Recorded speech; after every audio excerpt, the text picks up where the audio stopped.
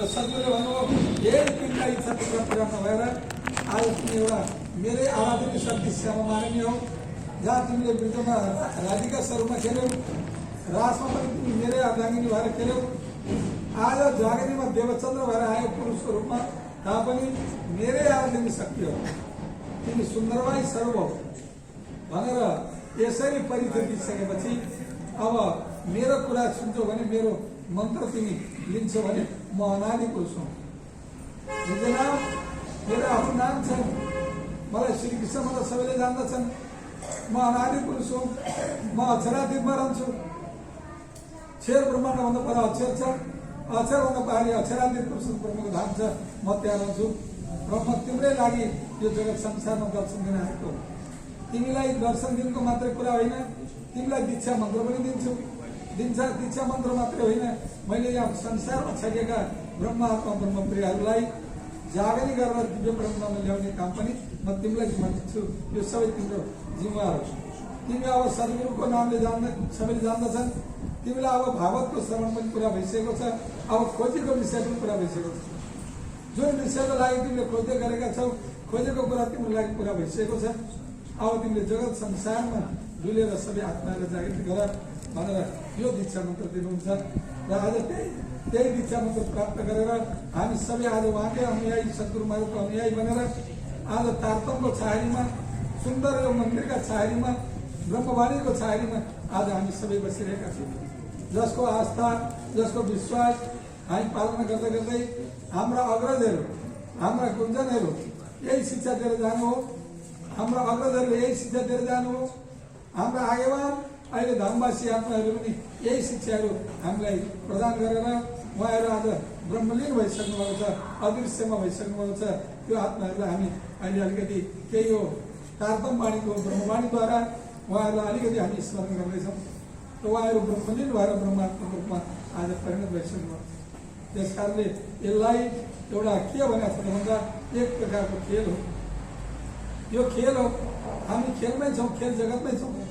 आज हाम्रो अग्रजहरू बिस्तारै बिस्तारै घुमायौँ, यही मन्दिरमा कथा गरिरहेका हिजोका गुरुजनहरू देख्न पाइएन, हामीले दर्शन पाएका आज साधु सन्तका दर्शन गर्न पाइएन, हामीले देखेका पुजारी थिए, अरू हाम्रा अग्रजहरू हुनुहुन्थ्यो, उहाँको दर्शन पाइएन।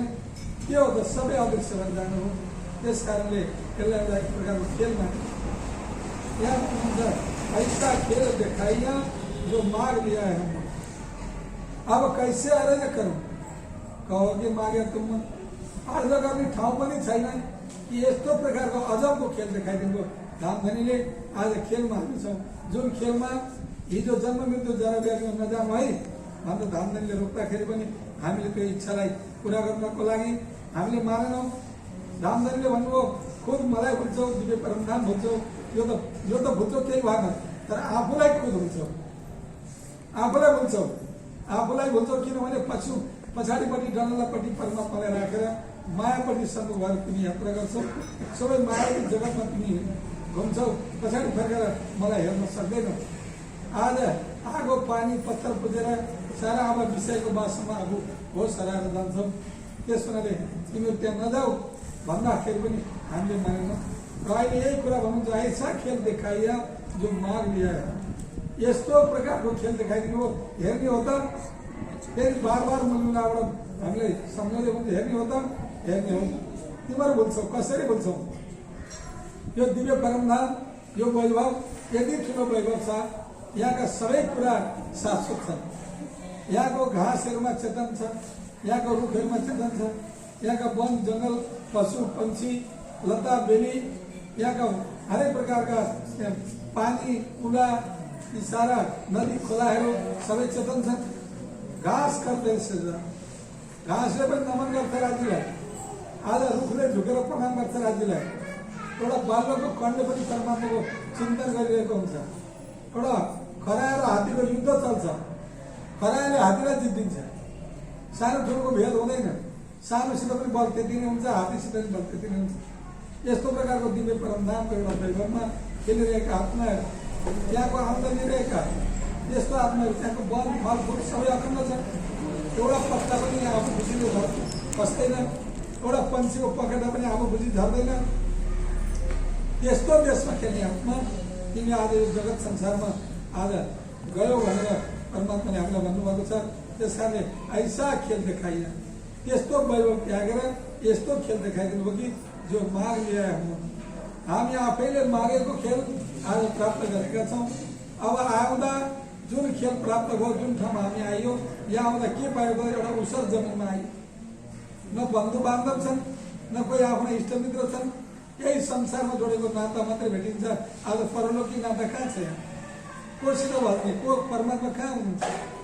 कसैले आज नास्तिक जमानामा आउँदा परमात्मा कहिले देखाएको छ? कहाँ छ परमात्मा भन्ने पनि व्यक्तिहरू छन्। परमात्माको आस्थाप्रति अनास्था जगाउने व्यक्तिहरू पनि छन्। परमात्माको चिन्तन भक्ति गरिरहेका ठाउँमा त्यसमा अवरोध पार्ने व्यक्तिहरू पनि छन्। सत्य वस्तुको लागि असत्यको एउटा जो प्रभाव अगाडि बढिरहेको छ। यस्तो घोर जङ्गलमा परियो, यस्तो प्रकारको एउटा संसारमा आयो जहाँ सत्यता व्यक्तिभित्र भेट्दै आज सत्यता खोज्नु गयो भने कहाँ पाइन्छ? सत्य पाइँदा मनुष्यमा पाउनुपर्ने हो।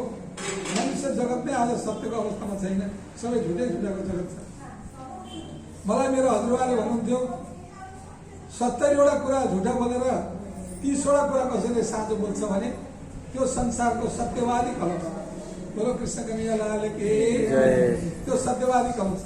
आज 30वटा होइन, 99 मात्रै होइन, 101 कुरा झुटा बोल्ने व्यक्तिहरू पाइन्छ। कता गएर सत्यता खोज्नु? कसलाई खोज्नु? त्यस कारणले आस्था होइन अनास्था जाग्दै आएको।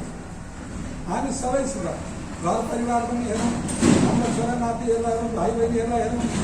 आज हामीले उनीहरूलाई पनि एउटा सत्य सत्ता दोहोऱ्याउन सकिरहेको छैन। कतिपय घरहरूमा उजाड भइरहेको छ, विश्वास छैन। धर्मप्रति, मन्दिरप्रति, आफ्नो परमात्माप्रति, आफ्नो गुरुजनप्रति आज विश्वास घट्दै गइरहेको, विश्वास उक्लिँदै गइरहेको छ। यो के हो त? के हो सत्य? आज यहाँ केही पनि परमात्मा कृष्ण भक्तिमा व्यक्तिहरूको रस छैन। जो रस हिजो हजुरबाहरूको पालोमा थियो, हिजो अग्रजको पालोमा थियो, जो आँसु खसालिकन रोइकन उहाँहरूले चिन्तन गर्नुहुन्थ्यो। एक आपसमा साथीहरूको मेल हुँदाखेरिमा जुन किसिमको प्रेम हुन्थ्यो, त्यो प्रेम आज बिस्तारै सेरुँदैन। त्यस कारणले यहाँ भन्नु त ऐसा खेल देखाइए। ये धामधनी हजुरले भन्नुभएको कुरा साँचो रहेछ। यस्तो खेल देखाइदिनु भयो कि त्यो खेलमा त पुरै कहीँ केही पनि सम्बन्ध अरूसित नाता जोडिएन। जो माग लिया हामी आफैले मागेको हो। हामीले मागेको जो खुट्टा ठकाइकन खेल मागेको हो। तर यस्तो खेल माग्यो कि अब मागेर के गर्नु? गल्ती भयो, क्षमा भयो, अब हामीलाई उद्धार गर्नुहोस् भन्नु भने त्यहाँ अगाडि के भन्नुहुन्छ? अब कैसे अर्ज गरौँ? अर्ज गर्ने ठाउँ पनि छैन। कसरी अर्ज गर्नु? अब कैसे अर्ज गर्नु? कसलाई गएर भन्नु? कसलाई गएर आफ्नो अर्ज सुनाउनु? कसलाई आफ्नो दुःख सुनाउनु? को छ सुन्नेवाला? अब कैसे अर्ज गरौँ? अर्ज कसरी गर्नु? अर्ज गरियो भने यही भन्नुहुन्छ होला। के भन्नुहुन्छ? कहो के माग्यो तिमीले मागेर पाएको त अनि मलाई के दोष छ त?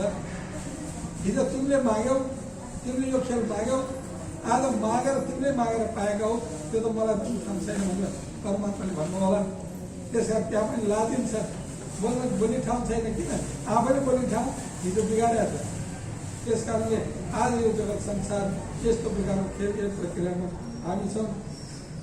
कछु आसन राखी आसरौँ ये झुठी त्यो परमात्मा, त्यो ब्रह्मक्रियाहरूले जगत संसारमा आउँदा केही आश राखेका होइन, केही राखेको होइन, केही आश बोकेर मैले चाहना गरेको होइन।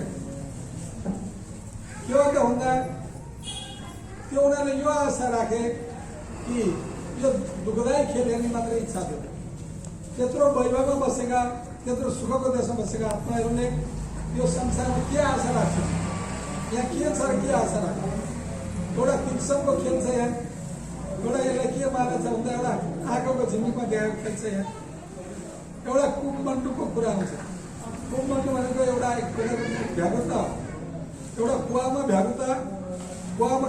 भ्यागुताहरू खेलिरहेका छन्। त्यसमा खेल्दै जाने क्रममा एक दिन बाढी आएर समुद्रदेखि एउटा भ्यागुता बगाउँदै ल्याएर त्यही कुपमा परेछ।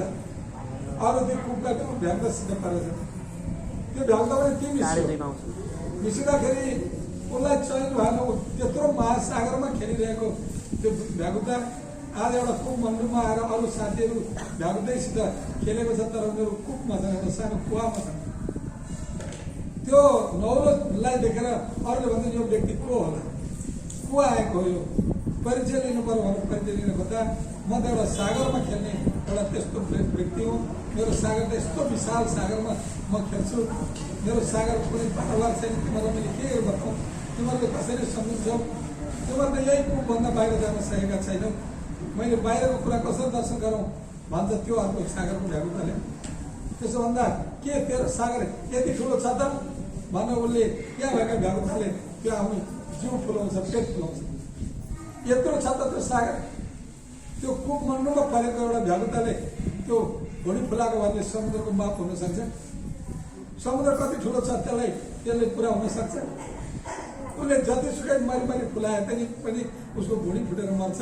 आखिर त्यो सागर सम्बन्ध हुन सक्दैन नि। त यसै गरी आज यो हामी संसारको एउटा कुपमा त्यही भ्यागुतो कुपमण्डु जस्तै हामी पनि हौँ। तर आज त्यो महासागर, त्यो दिव्य परमधाम जसको लेखाजोखा छैन, अपरम्पार जसको वर्णन छ। महामती प्राणजी भन्नुहुन्छ बेसुमार ल्याए सुमारमै आउने मोबिनको दिल। मोबिनको दिलमा ल्याउनको लागि बेसुमार कुरा, मतलब हिस्साभन्दा टाढाको कुरा हिस्सामा ल्याउनु भएको हो।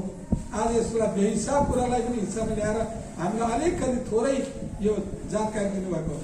सद्गुरु महाराजको अथक प्रयास, सद्गुरु महाराजको तपस्या, उहाँको त्याग बलिदानको कारण, महामती प्राणजीको तपस्या बलिदानको कारण आज हामीले यति सुन्दर छाया पाएका हौँ। र आज त्यसबाट दिव्य परमधामबाट अलिकति मात्रै हामीलाई बोध ल्याएर दिनुभएको हो। यो तारतम सागर एउटा बोध हो, थोपा हो। अलिकति थोपा मात्रै हामीले प्राप्त गरेका हौँ। परमधाममा त सागरै सागरले परिपूर्ण छ। आज सामान्य एउटा सागरको वर्णन त यहाँ हामी गर्न सक्दैनौँ। प्रशान्त महासागर, के सागर, हरेक प्रकारका सागर छन्। यही सागरको, संसारका सागरको माप गर्ने पनि छैन भने दिव्य परमधामको त्यो महासागरको कसरी वर्णन हुन सक्छ? जसको त अवर्णनीय छ। महामती प्राणजी भन्छ अवर्णनीय शब्द। हामीले सागरका कुरा गर्दै जाने क्रममा मेर सागरलाई पार गर्ने गरेका छौँ। मेर सागर पार गर्दै जाँदै गर्दा अलि पर पुगेर के भन्नु छ? सात सागर वर्णन किए सागर आठमा बिना हिसाब। मैले सात सागरको वर्णन गरिसकेको छु, तर आठमा सागरको वर्णन गर्नु त त्यो बिना हिसाब, बेहिसाब छ। मबाट त्यो वर्णन हुन सक्दैन। किन त्यसो भन्नुभयो त भन्दा आज परमधाममा बलिदान अन्तर्गत 8 सागर छ।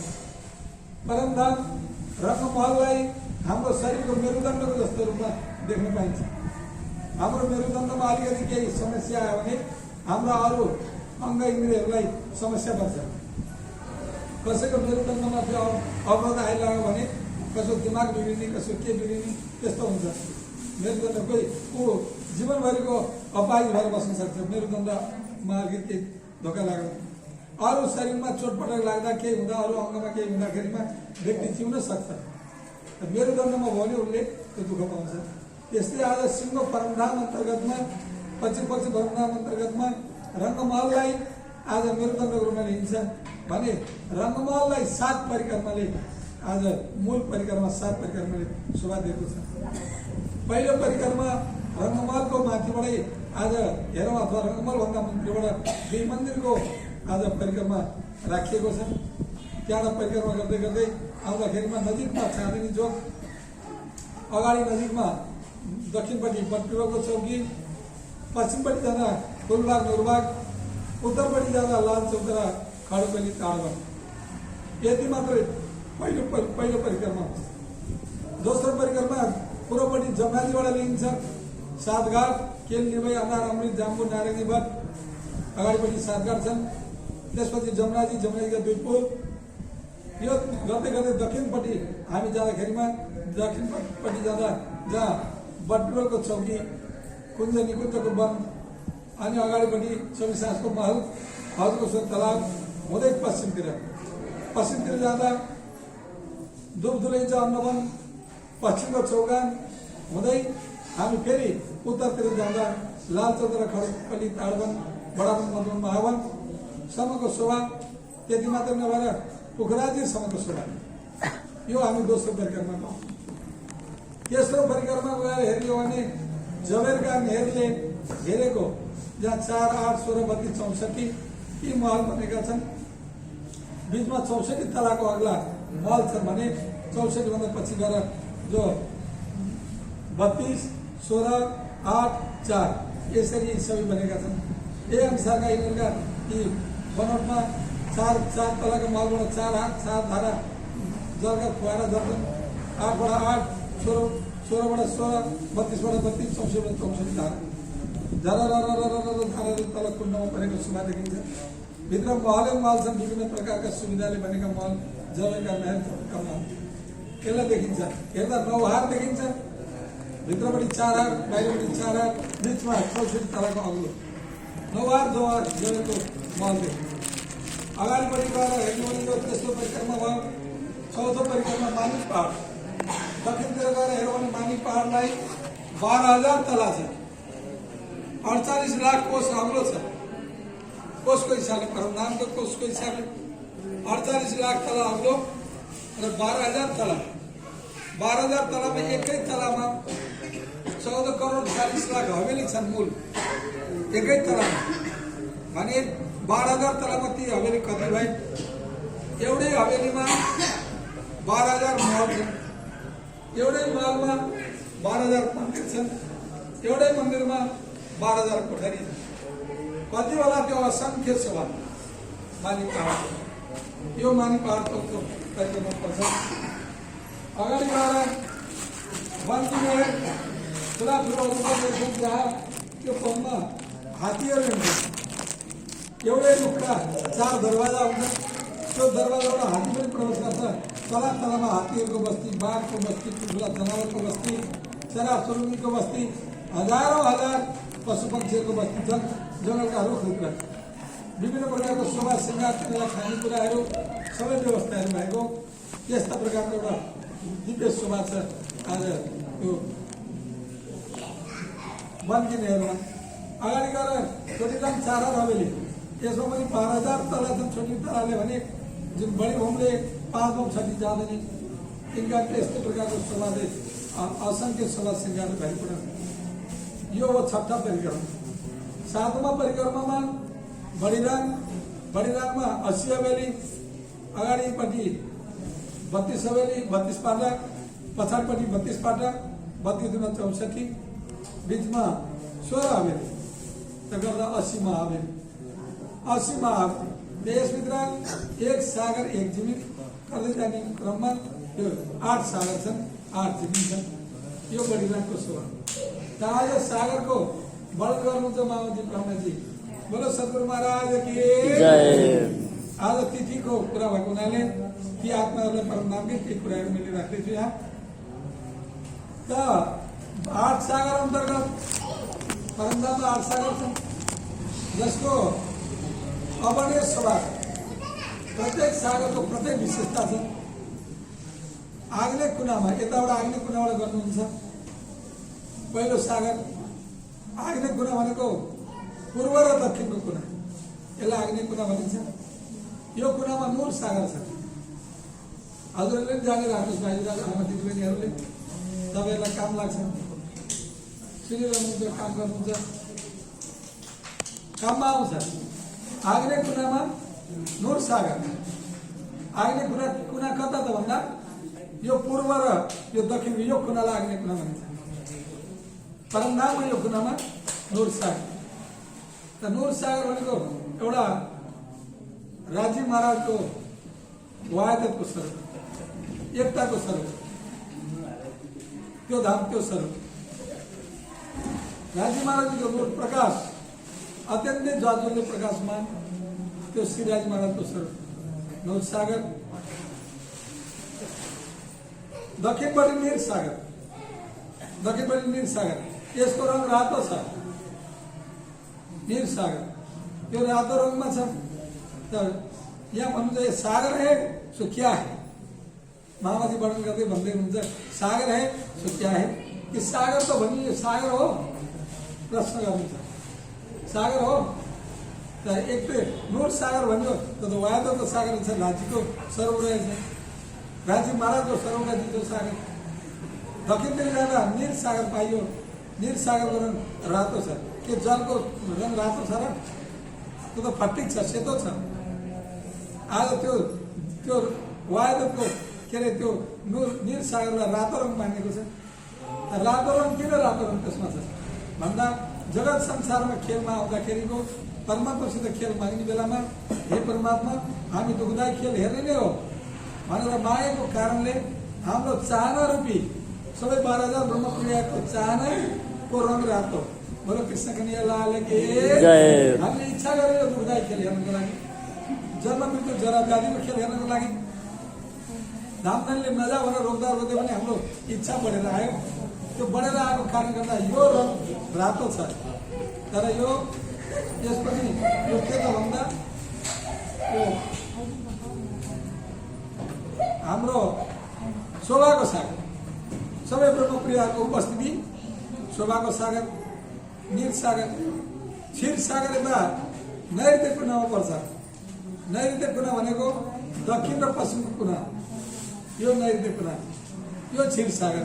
क्षीर भने दूध, दुधको सागर पनि परम्परामा उहाँ गाई पालिनु पर्दैन। गाई शोभाका लागि छ, आवश्यक गरे त्यहाँ खानु पनि पर्दैन। खानु पऱ्यो भने आफै समुद्र छ दुधको, त्यो क्षीर सागर, क्षीरको सागर। त्यसमा त्यसको रङ पहेँलो, दुधको रङ पहेँलो हुन्छ। त्यो पहेँलो रङ छ, तपाईँ त्यो पहेँलो रङ एक दिलीको रङ। परमधाममा सबै ब्रह्म आत्मा ब्रह्मप्रियाको एउटै दिल। हाम्रो 100तिर छरेको दिल, 100 टुक्रामा छरेको दिल भएको हुनाले संसारमा हाम्रो कसैको पनि विचार मिल्दैन, कसैको बोली मिल्दैन, व्यवहार मिल्दैन। यहाँ भन्ने कुरा छ मुण्ड मुण्ड बुद्धि, मुण्ड भने टाउको, मुण्ड भने टाउको, टाउकै अनुसारको बुद्धि अलग अलग, कुण्ड कुण्ड पानी अलग अलग, कुण्डको पानी अलग अलग। त्यस हुनाले यहाँको र उहाँको मिल्दैन कुराकानी। उहाँ के छ त भन्दा उहाँ एक दिली छ, एउटै स्वरूप, एउटै दिल, एउटै विचार। कसैले आज अनारको रस खान मन लाग्यो भने 12,000को त्यो रस खान सबै एउटै चित्त, एउटै इच्छा सक्यो। आज दारिम खाने, आज के खाने, आज अमृतको रस, अमृतको रस, जसले जे चिताउँछ त्यही नै मात्रै, एउटै दिल। परमधाममा एक दिल हुन्छ, दुई दिली हुँदैन। जहाँ दुई हुन्छ त्यो नाश हुन्छ। यो दुई संसार दुई छ। यहाँ जन्म छ, मृत्यु छ, यहाँ दिन छ, यहाँ रात छ, यहाँ धर्म छ, यहाँ पाप छ, सबै कुरा दुई छ। जहाँ दुई छ त्यो नाश हुन्छ, जहाँ एक हुन्छ त्यो अमर हुन्छ। परमधाममा एक दिली छ, त्यहाँ कहिले पनि दो भाव छैन, दिली छैन। जहाँ दुदिली छ त्यो नाश हुन्छ। हामी दुदिली हुँदैन परेका छौँ। त्यस्तो जगत संसारको आज तमासामा हामी चलिरहेका छौँ भने यो सागरको क्षीर सागर हो, नैऋत्यको नाम पर्छ। यसको रङ पहेँलो छ र यो एक दिलीको सागर हो, ब्रह्मप्रियाको एक दिलीको सागर। अब पश्चिमतिर फर्केर हेऱ्यो भने, पश्चिमतिर फर्केर हेऱ्यो भने दधी सागर पाइन्छ। दधी सागरको रङ हरियो छ। बोलो कृष्ण कन्हैया लाल की जय। यो बिरह, इसको बिरहको सागर, इसक र बिरहको सागर। यदि धाममा हुनुपर्छ भने कोही व्यक्तिलाई विरह उत्पन्न हुँदैन भने त्यसले धाम जान सक्दैन, त्यो ईश्वरमा पुग्न सक्दैन। यहाँ हेर्नुहोस्, पहिला त उसलाई दुःखको अनुभूति हुनुपर्छ। त्यहाँ जाने सिँढीको कुरा बताउँदैछु म वाणीको आधारबाट। त्यहाँ जाने सिँढीको कुरा बताउँदैछु। पहिला व्यक्तिलाई केही न केही दुःखको अनुभूति हुनुपर्छ। दुःख त्यही विरह हो बजे अलिकति दुःख आउँछ, दुःखले विरहलाई उत्पन्न गर्छ। दुःख त्यही विरह उपजे, विरह प्रेम ईश्वर। जहाँ विरह आउँछ त्यो विरहले के आउँछ भन्दा प्रेम र ईश्वर बनाइदिन्छ। जब इसका प्रेम जब आइया तब नेचे मिलिया। बोलो सदगुरु महाराज की। जहाँ ईश्वर प्रेम आउँछ, जहाँ प्रेमको त्यो किसिमको ईश्वरको प्रेम बढेर आउँछ तर निश्चित धाम नै निश्चित पुग्छ, परमधाममा राज्यसित गएर पुग्न सक्छ। त्यस कारण यस्तो कुरा बताइदिनु भएको छ। र ईश्वर प्रेम आउनुको लागि पहिला अलिअलि संसारमा दुःखै पाउनुपर्छ। त्यो भएर दुःखको छैन आएको छ। यो दुःखबाट विरह उत्पन्न हुन्छ। जहाँ विरह उत्पन्न हुन्छ त्यहाँ प्रेम ईश्वर आउँछ। जहाँ प्रेम परमात्मा प्राप्तिको लागि प्रेमै चाहिन्छ। प्रेम बिना सुख पार बनाई यो उद्यम करो कहला। बोलो सदगुरु महाराज की जय। जति सक्दो मेरो सुन्नुभएको छ, जति उद्यम यहाँ गरिएछ गरिए तापनि यदि प्रेमको पराकाष्ठा पुग्न सकेन भने त्यो परमात्मा मिल्न सक्नुहुन्न। परमात्मा मिल्ने एउटै मात्रै उपाय हो त्यो प्रेम। जहाँ प्रेम छ त्यहाँ परमात्मा छ। प्रेम ब्रह्म दो एक है। प्रेम र ब्रह्म अलग होइन। जहाँ प्रेम छ त्यहाँ ब्रह्म छ, जहाँ ब्रह्म छ त्यहाँ प्रेम छ। त्यही दिलमा परमात्मा बस्नुहुन्छ जहाँ प्रेम छ। ब्रह्मप्रियाहरूको घरमा गएर त्यो किन त्यो श्रीकृष्णले एउटा मोही खाइदिनुहुन्छ, एउटा अमिलो मोहीमा गएर किन नदिनुहुन्छ? खानु पाएर गएको होला। 9 लाख धेरै नन्दबाबा घर मिठा मिठा दुध दिने गाईहरू पनि छन्। 9 लाख धेरै त आफ्नै छन्। कस्तो दुध खाने त्यो गाईहरूलाई थाहा छ। त्यति मिठो दुध उनीहरूले दिन्छन् बन्द चलेर। तर पनि यति मोही छासको लागि गोपीहरूले बोलाएको घरमा गएर अमिलो मोही खान जानुहुन्छ। त्यो के अमिलो मोही खान गएर प्रेम खान गएको, प्रेम प्राप्त गर्नु गएको। प्रेम छ, त्यो प्रेम यति ठुलो प्रेम छ। त्यो प्रेम आज सद्गुरु महाराजले 40 वर्ष लाग्यो त्यो प्रेम खोज्नलाई। 40 वर्ष त्यो गोपी भक्ति प्राप्त गर्नलाई 40 वर्ष लाग्यो। यहाँ परिक्रमा किताबमा राखिदिनु भएको छ। 9 दासे न्यारा कहो 14 भवन में नाही, सो प्रेम कहाँ से पाइए जो रात गोपिका माई। बोले कृष्ण कन्हैया लाल की जय। 9 प्रकारको भक्तिमा खोज्नु भयो। सारा 9 प्रकारको भक्तिले 4 मुक्ति दिन्छ। साहित्य मुक्ति, सालोक्य मुक्ति, सारूप्य मुक्ति, सामीप्य मुक्ति, यी मुक्ति दिन्छन्। तर 4 मुक्तिले पनि के त भन्दा 4 मुक्तिले प्राप्त हुने कुरा तिन देवताको लोक प्राप्त हुने मात्रै हो। त्यस उपरान्त के हुन्छ? वैकुण्ठ आदि लोकले सुख गमन प्रभु फेरि माथि तल आउनुपर्छ, फेरि कमन यहाँ आउनुपर्छ। ऊर्ध्वगति जानको लागि पनि त्यता त्यतै जानु पाइँदैन, फेरि यहाँ आउनु पर्यो। भक्ति आर्जन गर्न यहाँ आउनु पर्यो। त्यस कारणले गर्दा यहाँबाट परम मोक्ष प्राप्त गर्न यहाँ आउनुपर्छ। यहाँ आउनको लागि त फेरि कष्ट गर्नु पर्यो, फेरि दुःख गर्नु पर्यो, फेरि मनुष्य जीवनमा आउनु पर्यो, उच्च कुलमा आउनु पर्यो, उच्च जातिमा आउनु पर्यो, उच्च भक्तिमा आउनु पर्यो। कत्रो लामो यात्रा हुन्छ। त्यसमा सद्गुरु महाराजले यसलाई निम्त्याइदिनु के भन्नुभयो? 9 दासे न्यारा कहो। मैले 9 प्रकारको एक भक्तिमा मैले खोजेर हेरेँ। सबै हेरेँ। हजारौं सम्प्रदाय तीर्थमा गएँ, मैले लाखौं व्यक्तिहरूको सङ्गत गरेँ। तर मलाई त्यसबाट मैले प्राप्त गर्न सकेँ। अन्त्यमा परमात्मा स्वरूपले दर्शन दिन आउनु पर्यो र परमात्माले नै दर्शन दिएर मलाई त्यो किसिमको आफ्नो दिव्य धामको सब परिचय दिनुभयो, दिव्य मन्त्र दिनुभयो। र त्यही कुरा हुनुहुन्छ 9 दासे न्यारा कहो। 9 भन्दा टाढाको कुरा, न्यारा भन्दा परको कुरा, त्यो भक्ति दिनुभयो कि 14 भवन में नआए। 14 लोकमा त्यो भवन 14 भित्र त्यो भक्ति थिएन। जो भक्ति सद्गुरु महाराज आउनुभन्दा अगाडि थिएन। अघि हामीले मङ्गलाचरणमा गायौँ, यते दिन भूति बुद्ध सुपन्न सो बुद्ध जी बुद्ध जाल प्रगति सद्गुरु महाराज यते दिन भने कति दिन? सद्गुरु महाराज नआउने दिनसम्मलाई यते दिन भने जबसम्म सद्गुरु महाराज धरतीमा आउनुभएको थिएन त्यो दिनसम्मलाई यते दिन। त्यतिका दिनसम्म व्यक्ति सुक्नका बुद्धिमा मात्रै चलिरहेका थिए, आवागमनको चक्करमा मात्रै चलिरहेका थिए, मुक्तिलाई मात्रै भावनामा लिन्थे, परम मोक्षको थाहै थिएन। गोताखेरले गोता लगाए, धेरै गोता लगाए, बहुत दौडी त शून्य तोडी आडी पडी निराकार। धेरै दौडे, धेरै गोता लगाए व्यक्तिहरू, गोता नलाउने व्यक्तिहरू थिएनन्। ठुला ठुला परम एउटा तपी पुरुषहरू पनि थिए। तर उनीहरूको गोताले त्यहाँसम्म मात्रै भ्यायो जो निराकार सम्झान सफल भए। त्यहाँभन्दा माथि उनीहरू जान सकेन। नैतिकम निगम भन्नु फर्केर आए। देवहरू पनि तीसम्म पुगे। उनीहरूले पनि परलोकको एउटा इसारा मात्र बताइदिए, परमात्मा रहेछ तर हाम्रो गाउँले भ्याएन भनेर फर्के। यहाँ किरन्तन बाणीमा राखिदिनु भएको छ, बिन्दमे सिन्ध समाए रे साधु, बिन्दमे सिन्ध समाए। त्रिगुण स्वरूप खोजत भए विस्मय, तर अलग निजाय लेखाए। अलग पुरुष कसैले देख्न सकेन। त्रिगुण स्वरूप पनि खोजेर थाकेर हारे। आज वेद कहे के वेद खोज्न गए, वेद खोज्न गए उहाँसँग उल्टे पछि खोज्न गए। आफू कहाँबाट आएको, हामीलाई कसले जन्मायो, कहाँ कसरी आयो भनेर वेद आफू खोज्न जाँदा उनीहरू वेद खोज्न गए। खोज्न जाँदाखेरिमा भरे के भने नैतिकमा निगम हाम्रो गाउँले भ्याएन, वेद थके, हामी देवल सन्ध्या वन्दनमा गाउँछौँ, वेद थके, ब्रह्म थके, थक गए शेषमय, यी सबै थाके, जसले परम पद प्राप्त गर्न सकेन। तर सद्गुरु थाक्नु भएन। निजानन्द भक्तिका आचार्य महाराजले थाक्नु भएन। जुन भक्तिलाई आज प्रतिपादन गरेर जगतमा ल्याइदिनु हो, ती व्यक्ति थाक्नु भएन। उहाँले त्यस्तो भक्ति ल्याइदिनु भयो कि आज 9 प्रकारको भक्तिलाई होइन, त्यसमा सबै टटुलो घुमेर हेर्दा सार कुरा केही पाइएन। नपाइसकेपछि आफूलाई कहाँ गएर परमात्माको चित्त खातिर होला, कहाँ गएर मैले त्यो शान्ति पाउला भनेर त्यो गर्दै जाने क्रममा अन्त्यमा श्रीमद् भागवतको छाया मात्रै हो, अध्ययन त्यसलाई गर्नु हो, तर अन्त्यमा परमात्मा सबैले दर्शन दिन कर लाग्यो।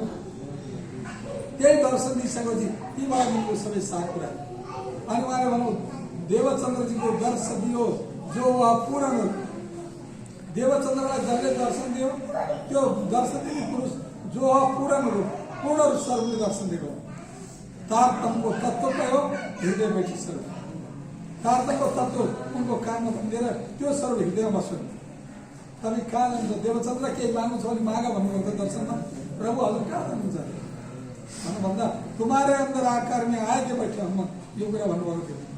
म तिम्रो भित्र आएर बस्छु, तिम्रो अंदर आकारमा आएर बस्छु भनेर भन्नुभएको थियो। जस्ताको तस्तै हो। हामीले गीतमा हेर्छौँ जहाँ हिराबाईले साकारा मन्दिरमा भजन बनाउँदाखेरि आडीका लीला भएन। आडीका लीलामा सद्गुरु चर्चा गर्नुहुन्थ्यो, माताभित्र प्रसाद बनाउनुहुन्थ्यो। सद्गुरुलाई आएर भन्नुहुन्थ्यो सद्गुरु महाराज भोजन तयारी छ, भोजन गर्न जाउँ भित्र भन्दा हिराबाई सबै ठिक पार्दै गरेर पानी बासन आसन ठिक पारेर म आइहाल्छु भनेर आफू भन्नुहुन्थ्यो। आफूले त्यति भन्दा भित्र गएर श्रीकृष्ण परमात्मा पुग्नुहुन्थ्यो। श्रीकृष्णले पुगेर हिराबाई मलाई भोक लागेको छ, खानेकुरा भएन तयारी। सद्गुरु पस्नुभन्दा पहिले कृष्ण बसेर त्यो भोजन ग्रहण गर्नुहुन्थ्यो। भित्रमा हामीले सुनेको कुरा त्यो भोजन ग्रहण गर्नुहुन्थ्यो। पछि सद्गुरु पस्नुहुन्थ्यो। हिराबाई भन्नुहुन्थ्यो भान्सेले हेर्नु भर्खरै श्रीकृष्णले आएर भोजन लिएर जानुभयो, प्रसाद लिएर जानुभयो। यसैमा यही ठाउँमा हजुरलाई पसिदियो। आज एक सिधो प्रसादलाई त 60,000 वर्ष तपस्या गरेर ब्रह्माजीले पाएन। कोटि यत्न ब्रह्मा करी थाके सो जुठो देख पाए। करोडौँ यत्न गरेर एक सिधो प्रसाद खानलाई इच्छा गर्दा पाएन भने आज मलाई त्यो श्रीकृष्णको खाएको शिशु प्रसाद किन हुँदैन हिरा माताजी? त्यो प्रसाद सबै पाउनु, त्यही प्रसाद पाउनुहुन्थ्यो। आज सद्गुरुले नै त्यो प्रसाद पाएर त्यहाँ कथा चर्चा गर्दै गर्दै जाने क्रममा आज मलाई एउटा धर्मपुत्र चाहियो भनेर चिठी लेख्नु भएको थियो। आफूलाई दर्शन दिने कुरा थिएन। यो जाहेरी नजरले जाहेरी आँखाले म तिमीलाई दर्शन दिन माग्ने कुरा माग भनेको थियो दर्शनमा। कहाँ जानुहुन्छ तपाईँलाई? तिम्रो हृदयमा आउँछु भन्नुभएको थियो। आज हृदयमा बसेर आज त्यो आडीका लीला गर्दै हुनुहुन्छ। भरे गएर मलाई एउटा धर्मपुत्र चाहियो भनेर माग गर्दाखेरिमा त्यो चिठी चाहिँ सद्गुरुले लेखेका चिठी हिराबाईको हातमा दिनुहुन्थ्यो। हिराबाई त्यो चिठी श्रीकृष्णलाई दिनुहुन्थ्यो। श्रीकृष्णमा 69वटा पत्र पुगे। पाती लिख लिख भेजे धनी जी ने दिए दुल्हे के हाथ रे। प्रभाती बड़ी प्रभाती में स्थित रहा पत्र लेखिकन पठाएका ती चिठी हिराबाई दुलहीलाई दिएको। दुलही मार्फत श्रीकृष्णलाई पाएको चिठी उत्तर आउँदैन। 69वटा पुग्दा पनि एकैचोटि त्यो चिठीमा के लेखेको थियो भन्दा मलाई धर्मपुत्र चाहियो, एउटा जागरी पुत्र चाहियो, यो संसारलाई जागरी गर्ने एउटा व्यक्ति चाहियो भनेर माग गरेको थियो। मेरो शरीर जीर्ण भयो। मलाई म खोज्दा खोज्दा खोज्दा हजुरको यात्रामा खोज्दा खोज्दा म थाकिसकेँ। मलाई अब यो थाकिसकेँ प्रभु, म अब परिणाम उठ्ने बेला अब यो जागरी ठप्प हुन्छ। मलाई जागरी पुत्र चाहियो, एउटा धर्मपुत्र चाहियो मलाई चिठीमा श्रीकृष्णलाई भनेको थियो। त्यो चिठी कृष्णका पुग्दा 70 चिठी पुगे, उत्तर आएन। एकैचोटि जहाँ 1687मा मुक्सिर शुक्ल नवमीको दिनमा जो हिजो हामीले महामती प्राणजीको प्राकृतिक महोत्सव मनायौँ, जन्मोत्सव मनायौँ। 1675 आश्विन कृष्ण चतुर्दशीको दिन थियो हिजो। आज यति नै समयमा उहाँको जन्म पोहोर दिन चढ्दै 12 रवि 9 बजे टाइम कटिसकेपछि उहाँको पैदाइस हुनुभयो। रविवारको दिन परेको थियो। र त्यस्तो व्यक्ति आज 12 वर्ष 2 महिना 10 दिनको भएपछि आज सद्गुरुको सान्निध्यमा जाँदा, दाईको साथमा जाँदा, गोवर्धन दाईको साथमा जाँदा आफू गएर एउटा खाली अनाथ बालिका कि बालक गएर गुरुको शरणमा गएर प्रणाम गर्दा उनलाई थाहै नभएको कुरा धुलोमा खेल्दै एउटा बच्चा त्यस्तो बच्चाको खल्तीबाट 69वटा पत्र सद्गुरुको चरणमा खसे। बोलो कृष्ण कन्हैया की जय। सद्गुरु महाराज की जय। सद्गुरु महाराजहरू चाहिँ आफैले लेखेको चिठी, आफैले हिराबाईले लेखेर कृष्णलाई दिनु भनेर दिएको चिठी। यो अबोध बालक कहाँको नचिने बालकको खल्तीबाट मेरो चरणमा खस्छ भने यो त मलाई उत्तराधिकारी यही बेर पर्नु भएको छ, यही नै मलाई धर्मपुत्र दिनुभएको छ। त्यतिखेर पहिचान गर्नुहुन्छ साक्षात स्वरूप श्री इन्द्रावती तारकुनको अवतार भनिदिनु हो, आशीर्वाद दिनुभयो। अनि माओवादी प्राणले दोस्रो जन्ममा आएर जागिरलाई समान यस्ता कुरा पाइन्छ भने त्यो सद्गुरुले यत्रो त्याग गरेर कुरा ल्याएको कुरा उहाँले यही कुरा भन्नुहुन्छ, 9,000 से न्यारा कर 9,000 प्रकारको भक्तिभन्दा टाढाको भक्ति ल्याउनु भयो। 14 भवन में नआए, 14 लोक संसारमा खोजेर प्राप्त भएन यी कुराहरू। अगाडि बताउनुहुन्छ सो प्रेम कहाँ से पाइए जो रहता गोपिकामा, त्यो प्रेम त त्यहाँ रहेछ कि गोपीसित रहेछ, गोपी भक्तिसित रहेछ। त्यही भएर आज हाम्रो भक्तिलाई के भनिन्छ भन्दा दशधा प्रेम लक्षण भक्ति, प्रेमै प्रेमको एउटा मूर्ति हो यो भक्ति नाम।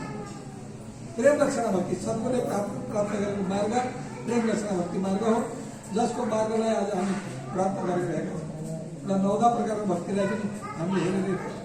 त्यसोले गर्दा यो आज सागरको वर्णन गर्दै जाँदा पश्चिमतिर म पुग्दै थिएँ, पश्चिमतिर पुग्दा दधी सागरमा पुग्यो। दधी सागरको रङ हरियो छ। यो हरियो रङलाई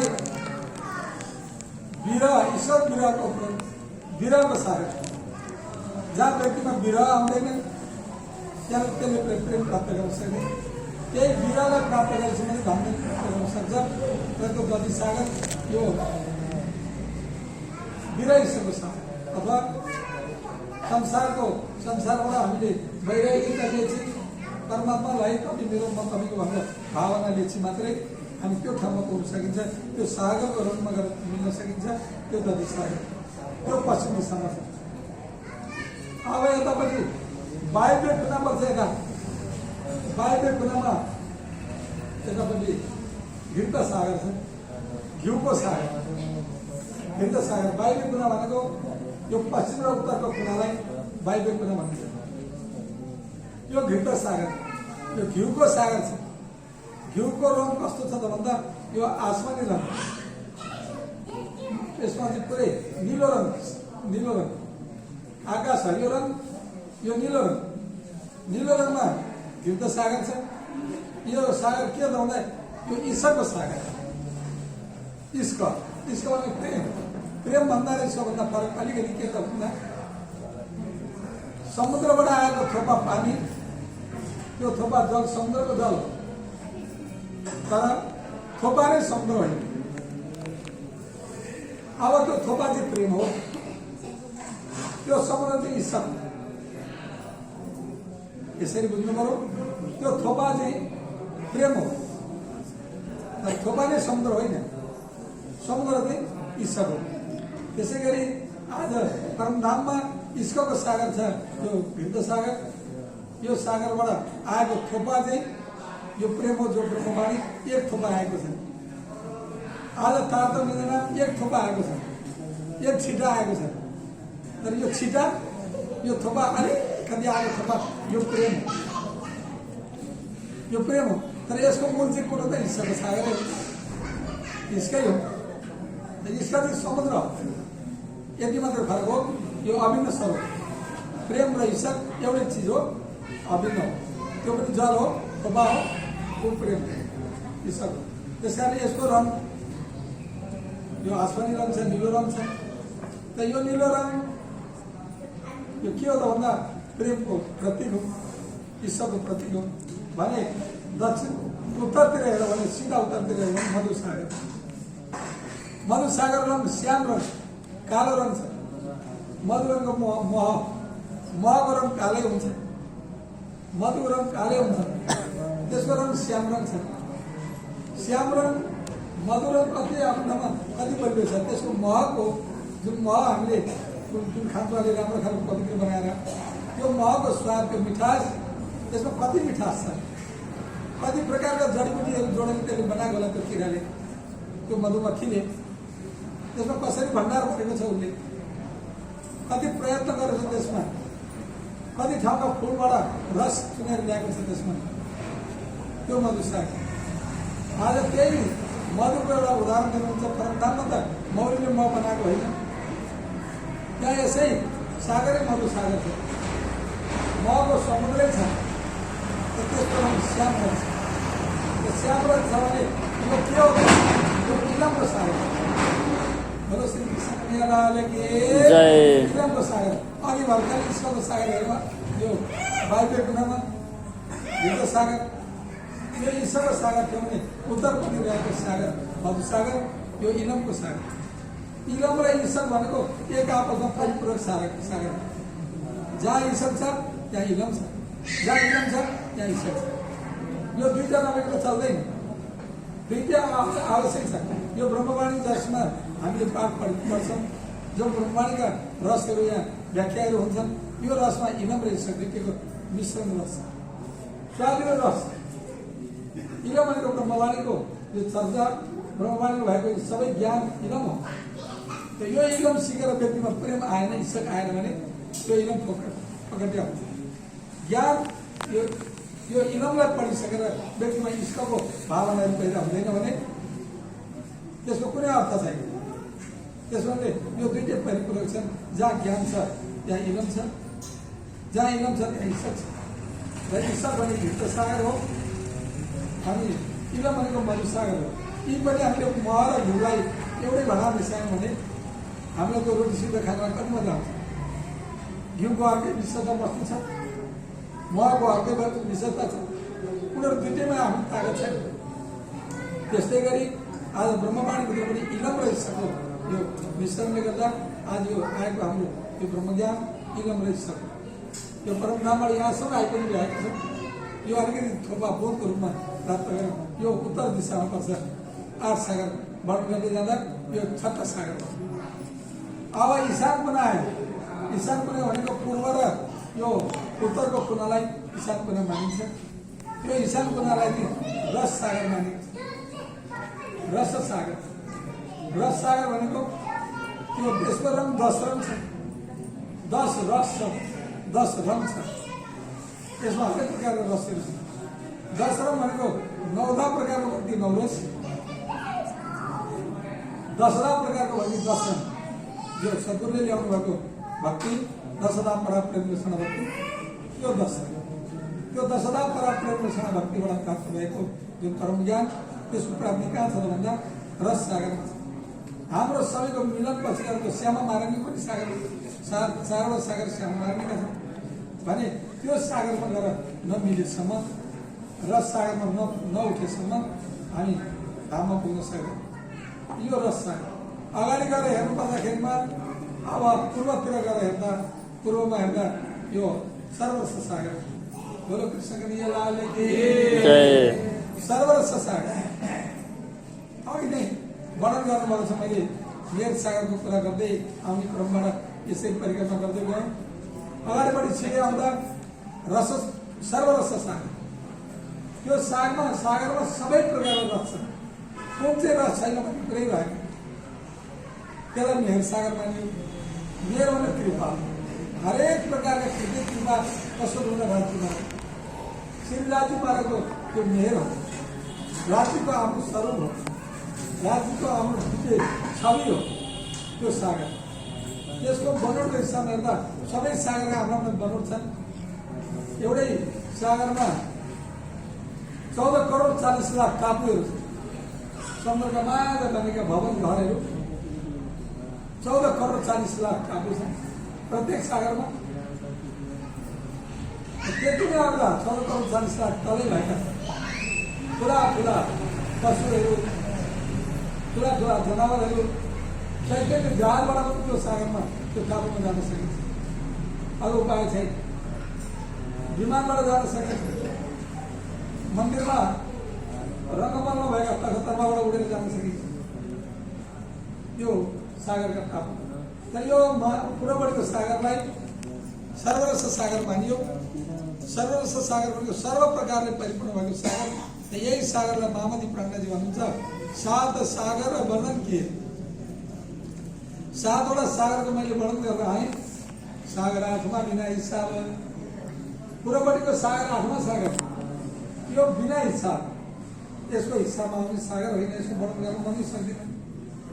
महामती प्राणनाथजी एउटा धामधनीको स्वरूप खुद हुनुहुन्छ संसारमा हामीले उहाँलाई त्यो रूपमा पाउँछौँ। यति ठुलो आज ब्रह्मज्ञान ब्रह्मवाणी से यहाँ संसारमा ल्याइदिनु भयो।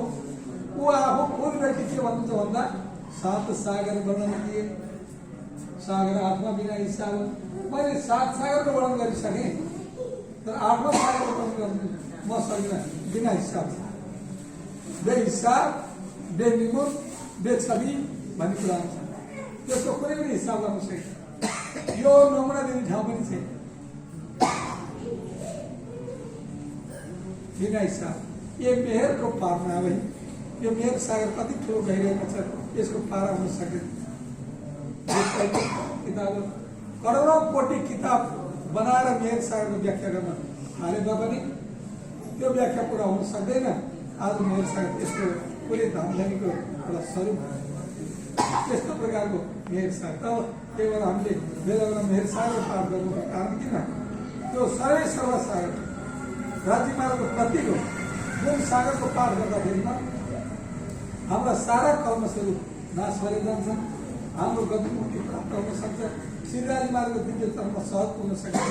त्यस कारण मेहर सागर पार हामी गर्छौँ 108 मेहर सागर पार हुन्छ बेला बेलामा हाम्रो पर्वहरूमा हामी गराउँछौँ। यही त्यो सागर त्यति ठुलो विशेषता बोकेको छ त्यो साक्षात् सिद्धाली मार्गको प्रतीक सागर। त्यस कारण हुनुहुन्छ यस ठाउँमा आज यसलाई यो जगतमा जहाँ छौँ हामी यसलाई खेल भन्नुभयो ऐसा खेल देखाइयो। त्यस्तो दिव्य परमधामको एउटा परम आनन्द परम अमूलक एउटा शान्तिको देशमा सिद्धार्थमा यो जगतमा आउँदाखेरिमा यस्तो खेल हेऱ्यो कि जुन खेल सोचे जस्तो रहेन। आफूले सोचेको जस्तो खेल होइन रहेछ। परमधाम भन्दा राम्रो होला भनेर माग गरियो। परमधामभन्दा राम्रो कसरी हुन सक्छ ऐसा खेल देखाइयो जो मागियो। यस्तो खेल देखाइदिनु भयो कि जो आफैले माग्यो। बेकार खेल्न छ अहिले आएर थाहा पाइयो। अब कैसे अर्थ गरौँ धामधन्दा अर्थ गर्ने ठाउँ पनि छैन। अब कैसे अर्थ गरौँ अर्थ गऱ्यौँ भने के भन्नु होला जो मागे तुम मेरो दोष छ र यसमा यो दोष मेरो छैन तिमीहरूले मागेर प्राप्त गरेको हो र आज तिमीहरूले नै यो दोषीको भागी हो भनिदिनु होला भनेर आज हामी त्यसो भन्छौँ। यो सुन्दर साथको आवाजबाट भनेको छ कछुवा आसन राखी आश्रम ये झुठी जीवी देखाए। यहाँ कुनै आश राखेर ब्रह्मज्ञानी यस जगतमा आएका होइन। उनीहरूलाई एउटै मात्रै आश थियो खेल कस्तो होला अनौठो खालको खेल छ अरे हेर्नु त त्यति मात्रै उनीहरूको आश थियो। तर झुठी जीवी देखाए यो जन्म मृत्यु झुठी जीवी देखाइदिनु। यो ब्रह्माण्डमा आउनुभन्दा पहिले 2टा ब्रह्माण्डमा लीला अघि नै हेऱ्यो। श्रीकृष्णका बाललीला हेऱ्यो 11 वर्ष 52 दिनसम्म लीला भएका छन्। त्यहाँ 11 वर्ष 52 दिनको लीलामा पनि धेरै गहिरा लीला भएका छन्। परमात्मा आफै खुद आएर ब्रह्मप्रियहरू आज गोपी तनमा आए। ब्रजका गोपीहरूको तनमा आएर शुद्ध स्वरूप प्रवेश गराए। त्यो शुद्ध गोपी तनमा आएर प्रवेश गरौँ। कतिखेर प्रगटवाणी हामी पढ्छौँ तब जाने गोपु हेर जो निद्रामा देखिए सुपना यो बुझे हम ब्रजवती। जसरी निद्रामा स्वप्न देखिन्छ त्यसै गरी ब्रजवधुको जन्म आएर हामी कुमारी भइरहेको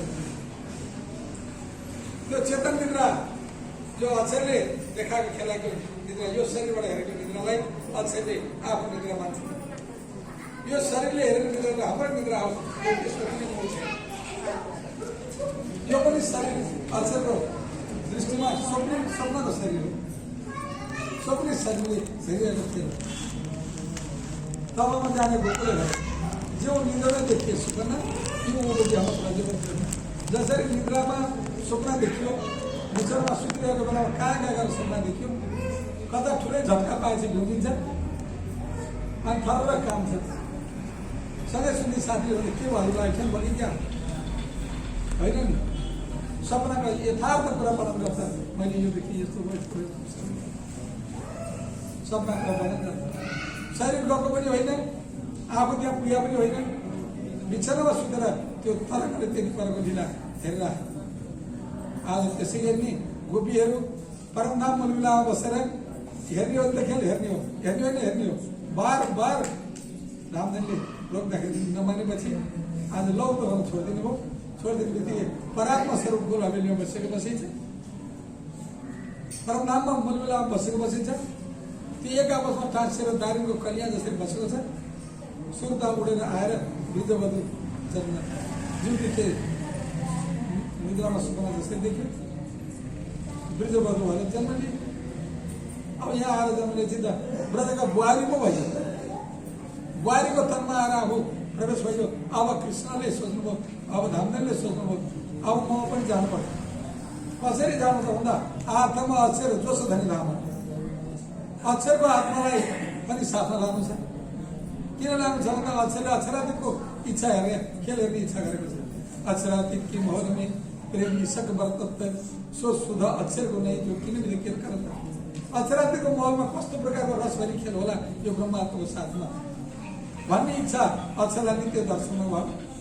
अक्षरलाई देखेपछि यिनको लीला कस्तो होला, यिनले रति खेल कस्तो होला त्यो चाहना ब्रह्मप्रिय हो। त्यो दुईटैको चाहनाको मिश्रणले गर्दा अब दुईटैको चाहना पुरा गर्नलाई परमधाममा होइन जगतमा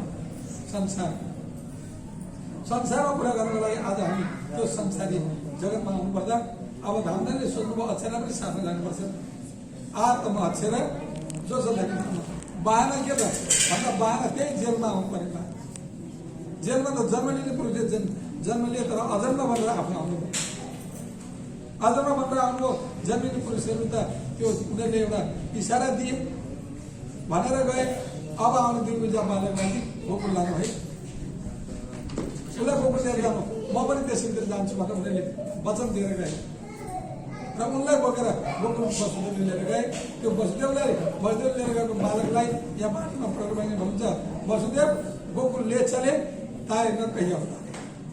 त्यसलाई अवतारी पुरुष नभन्नु है, यो प्राणाजीको जुबान होइन, प्राणाजीले बोलेका शब्द होइन। वसुदेव गोकुल ले चले तारे न कही अवतार सो तो नहीं हद का अखंड लीला है पार। यो हद संसारको पुरुष होइन है, यो वो अखण्डको पारको लीला गर्न आएको व्यक्ति भनेर बताइदिनु। त्यही पुरुष चाहिँ आज यो गोपीतनमा आएर खेल खेलाउँछ र उसैले गोपीहरूको घर घरमा गएर 11 वर्ष बन्धनको लीला गर्छ।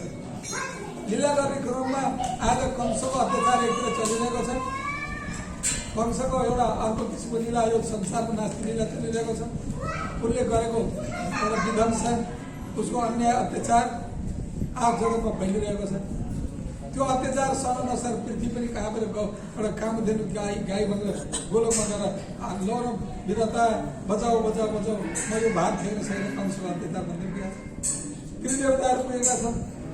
त्यो सबैको इच्छा पुरा गर्नको लागि आज यही एउटा कारागृहको माध्यमद्वारा कृष्ण स्वरूप माध्यमद्वारा आज वसुदेवले बोकेर ल्याएको जुन पात्र बनेर जानुभएको छ कृष्ण, र त्यो व्यक्तिले गोकुलमा गएर लीला गर्दा विभिन्न प्रकारका बाललीला गरेको छ। त्यो बाललीला पनि अत्यन्तै महत्त्वपूर्ण रहेको छ। अरि दुष्टहरूको संहार गरेको छ। त्यो त धर्ममाथि अनास्था जगाउने, पापाचार बढाउने, सत्यतालाई नाच्ने, असत्यतालाई अगाडि बढाउने त्यस्ता त्यस्ता व्यक्तिहरू हामी भएका छन्। श्रीकृष्ण आएर सबैलाई नाश गरिदिनु। सत्य त कहिले पनि चाहे सूक्ष्म रूपमा होस् चाहे थोरै होस्, शक्ति सानै भए पनि सत्यको विजय एक दिन भएरै छोड्छ। असत्यले कहिले पनि बास गर्न सक्दैन। असत्यको कहिले पनि त्यो हुन सक्दैन। केही दिन मडारिन्छ, देखिन्छ असत्यले केही गर्न खोजेको जस्तो देखिन्छ, के गर्ला कि भने जस्तो डर लाग्छ। तर पछाडि पछाडि सत्यताले ढाकिरहेको हुन्छ। आज सत्य छैन भने अहिले यो मन्दिरमा पनि हामी आस्थाको लागि सत्यको लागि बसेको, नत्र यहाँ के छ हामीलाई अनास्था जागेर आउनु पनि हामीलाई केही थिएन। सत्य परमात्मा हाम्रो आत्मा पनि अदृश्य स्वरूप छ, परमात्मा पनि अदृश्य स्वरूप छ। यो अदृश्य स्वरूपको मालिक परमात्मा अदृश्य हुन्छ। उहाँको सूक्ष्म गतिले धेरै कुराहरू अगाडि गर्नुभएको छ, त्यो आत्मालाई थाहा छ। ऊ आत्माको परमात्मा भएको हुनाले हामी आत्मीय हिसाबले मन्दिरमा आज यो आस्थाको लागि प्रवेश भएका छौँ। त्यसै गरी आज त्यो गोपीहरूको तनमा पनि आएर कृष्णले खेल खेल्नुहुन्छ। कृष्णले ती सारा झुटाहरूलाई नाश गरिदिनुहुन्छ, अन्याय अत्याचारलाई साफ गरिदिनुहुन्छ। विभिन्न रूप लिएर आउँछन् ती अघिहरूलाई संहार गरिदिनुहुन्छ। भरे गएर गोपीहरू एउटा बहाना लिएर दही बेच्न मथुरा जान्छन्। कृष्ण भन्नुहुन्छ यो दही हामीले आर्जन गरेको, यो माखन हामीले आर्जन गरेको, गाई हामीले पालेको, घाँस हामीले खुवाएको, दाना हामीले खुवाएको। आज हाम्रा आमा दिदीबहिनीहरू गोरस बेच्न मथुरा जाने मटका बोकेर, हाम्रा बाल गोपाललाई दही खुवाउनुपर्छ, माखन खुवाउनुपर्छ, हामी हृष्टपुष्ट हुनुपर्छ, मिठो मिठो उसलाई खुवाउने हो र हामी खानुपर्छ। कृष्णको त्यो भावना दुष्ट अरिलाई संहार गर्ने विषयमा विचार। आज गोपीहरू दही बेच्ने बहानाले जान्थे, जुन घाटबाट जमुनाजी तरेर उनीहरू पारी मथुरा जान्थे त्यही घाटमा गाई चर्न जानुहुन्थ्यो, ग्वालबाल लिएर जानुहुन्थ्यो। एक ग्वालबालहरू आओ, आज गोपीहरू दही लिएर आउँछन्, भोक लागेको छ, मटका फोरेर दही खानुपर्छ, माखन खानुपर्छ। हाम्रै माखन हो, हामीले परिश्रम गरेको, हाम्रो बायाले जोडेको, हाम्रो आमाले घाँस काटी काटी गाई पालेको, त्यो माखन कसरी खानुपर्छ।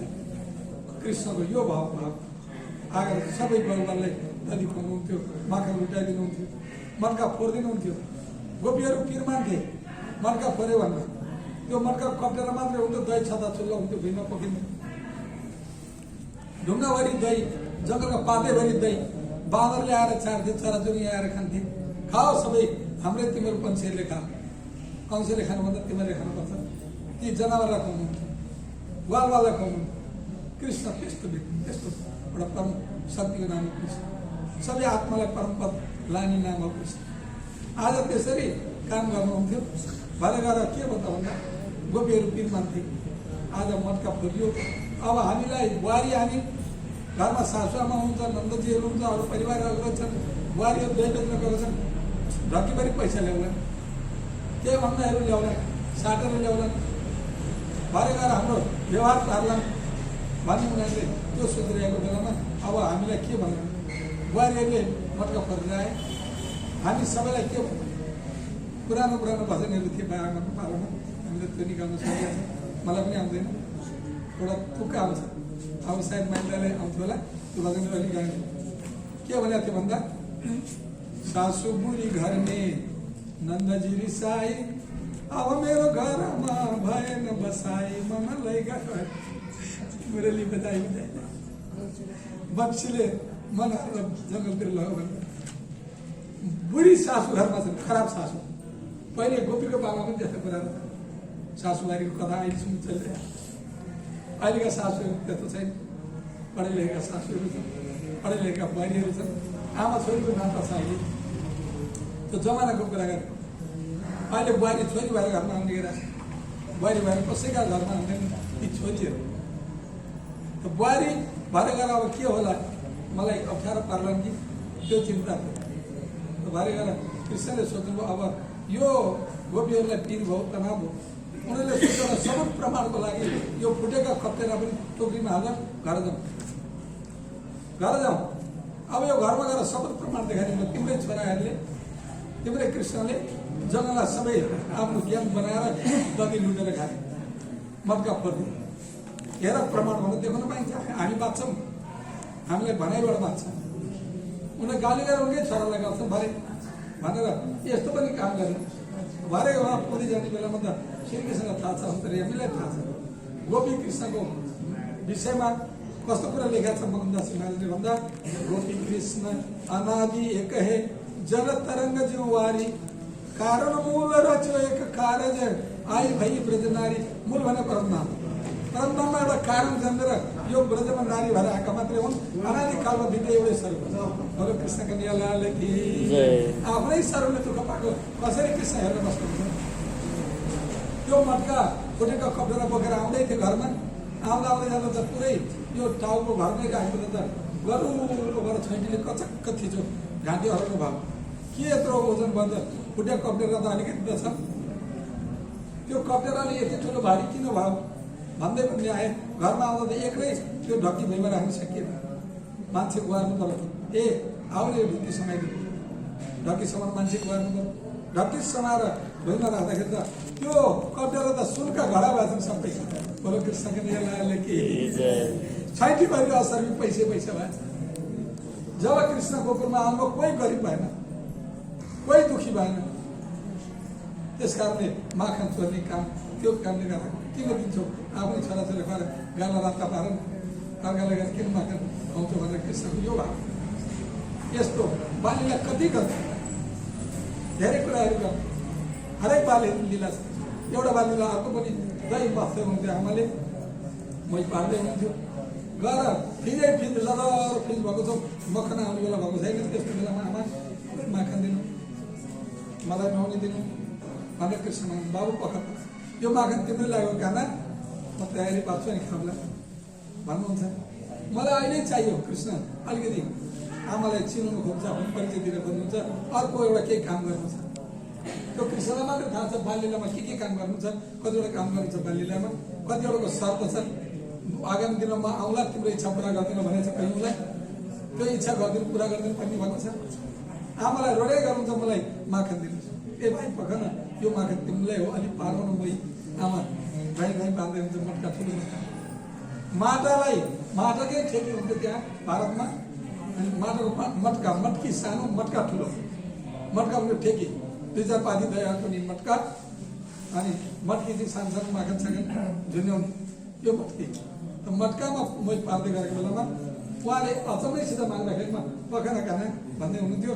आमाले 2टा काम गर्नुहुन्थ्यो, एउटा टुलमा बसेर उफ चुलोमा धेरैवटा भाँडामा दुध तताइरहनु भएको थियो, आगो आँच लागिरहेको थियो। भरे गएर दुधलाई कृष्णले अब यस्तो गरिदिनु कि अग्निलाई अलिकति सहारा दिनुभयो, इसारा दिनुभयो, अलिकति बल्त भनेर इसारा दिनुभयो। सबैको देवता, सबैले भने मान्नुपर्छ, कृष्णले भने मान्नुपर्छ। अघि तेलसित भयो दुधहरू भाँडाबाट माथि उठेर आए। अब आमा अग्लो ठाउँ बसेर दुध पनि हेर्दै मुख पार्दै दुध उठेर जानुभयो भनेर हतार हतार ठेकी छोडेर अब दुध चलाउनुलाई आगो जाँदा कृष्णको पालो मजाले 2टा हातले समातेर ठेकी बोलो कृष्णको यहाँ राज किताबमा नि आउँछ, भोलि कानु किनु कटका बिस पनि आउँछ। भोलि आउने मत्थनमा पनि मोही मटकालाई 20 टुक्रा बनाइदिनु पऱ्यो, कटका 20 टुक्रा। अब आमा दुध उता चलाउनु गएको, यता आउँदा ठेकी फुटिसकेछ। ठेकी जम्मै छदा छुल्ला दही, त्यो लदर दही 2-4 पाथी कति थियो सबै त्यो पोखिएको, त्यो माखनको त्यो दही लदरमा आफू लटपट्टिएर घुमिरहेको, लटपट्टिएको मुसुक्क आफू त्यो दहीको ठाउँमा आमा आउँदा हाँसिरहेको। आमाले सोध्नुभयो यो होइन, यसलाई त बिगो त गर्ने रहेछ, यो गोपीहरूले मलाई बिगोको कुरा ल्याउँथे, म मेरो काना यस्तो बिगो गर्दैन भनेर बार भन्थेँ। म उनीहरूलाई उल्टिएमा गाली गरेर पठाउँथेँ, तर बिगो गर्ने नै हो रहेछ। आज आफ्नै घरमा मलाई देखा यसलाई नबाँधी भए अनि एउटा गाईको दाम लिएर निस्किन्छ दौडेर, काना लुकुर लुकुर लुकुर कुद्नुहुन्छ। त्यो छिटो कुद्ने सानो मसिनो बच्चा उसित कुद्ने तेल कति छ कति छ, कोही स्पिड कुद्छ, आमा कुद्नु मारी मारी कुद्नुहुन्छ, पसिना काटेर कुद्नुहुन्छ, भेट्नुहुन्न। अब जति कुदो पाइँदैन, अब आमाले नसमाइ नछोड्ने हो क्यारे भनेर आफू अडिनुहुन्छ। आमालाई स्या भइसक्यो, आफू उभिनुहुन्छ, उभिसकेपछि आमाले दाम्लो लगाएर पछाडि बाँधेर त्यहाँ सामनामा एउटा उर्गल छ, यही पोखरमा कुट्ने गर्ने उर्गल थियो। त्यो उर्गललाई साथ लिएर त्यसलाई बाँध्नुलाई भनेर दाम्लोले बाँध्नु लाग्नुभयो। बाँध्न लाग्दा जब एउटा दाम्लो लानुहुन्छ 4 मन पुग्दैन, अर्को दाम्लो लानुहुन्छ 4 मन पुग्दैन, सारा गोठका दाम्ला सकिए 4 मन पुग्दैन। कृष्ण मोटाएको हो कि उर्गल ठुलो भएको हो कि दाम्ला छोटा भएका हुन् कि, त्यो कुरा कृष्णको भेद आमाले बुझ्न सक्नु भएन, आमालाई पनि देखाइदिएको। सारा दाम्ला लाँदाखेरि पनि त्यो छोटै भयो। भरे आमाले बाँध्ने नै यत्रो मिहिनेत गर्नु, गाँठा पार्दा पार्दा गरेर म बाँधिनु पर्यो भनेर बाँध्नु खोज्दा एउटै दाम्लाले उर्गल समेत बाँध्दा 4 आमाले फेरि दिनुभयो। कृष्णको लीलाले कि कति प्रकारका लीला आमाले गरेर लु तँलाई खोज्छिङ पर्यो भनेर छोडिदिनु बाँधेर। साँझको बेला छ, बा नन्द बाबा कतै काममा जानुभएको थियो, साँझमा घर आउनुभयो। यता कृष्णले गरेको उपद्रो दहीको ठेकाहरू फुटाएको, त्यो ठेका फुटाएको कपडा सबै साफ गर्ने, दही सही त्यो पोखेको साफ गर्न आमा थाल्नुभयो। कृष्णले उर्गललाई हाँक्दै लिएर घिसार्दै लिएर गएर अलिकति केही काम गर्नु पर्यो यसबाट भनेर जाँदा अलि पर जमुनाजीको किनारमा 2टा ठुला यमला अर्जुन नामले फेरि रुख्छन्, सँगै उठेका रुख्छन्। एकैचोटि जुम्ल्या भएर आएका रुख हुन् यिनीहरू। यी रुखहरू चाहिँ आएका छन् माथि। यी के थियो त भन्दा प्राचीन युगमा यी कुबेरका छोराहरू छन्, नल कुबर नामका छोरा। एक दिन जमुनाजीमा नुहाउन जाने क्रममा यिनीहरू युवा भइसकेका थिए। यिनीहरू आफ्नो थोडा तरुण अवस्थामा थिए अनि जमाइमा नुहाउन थाल्दाखेरिमा वस्त्र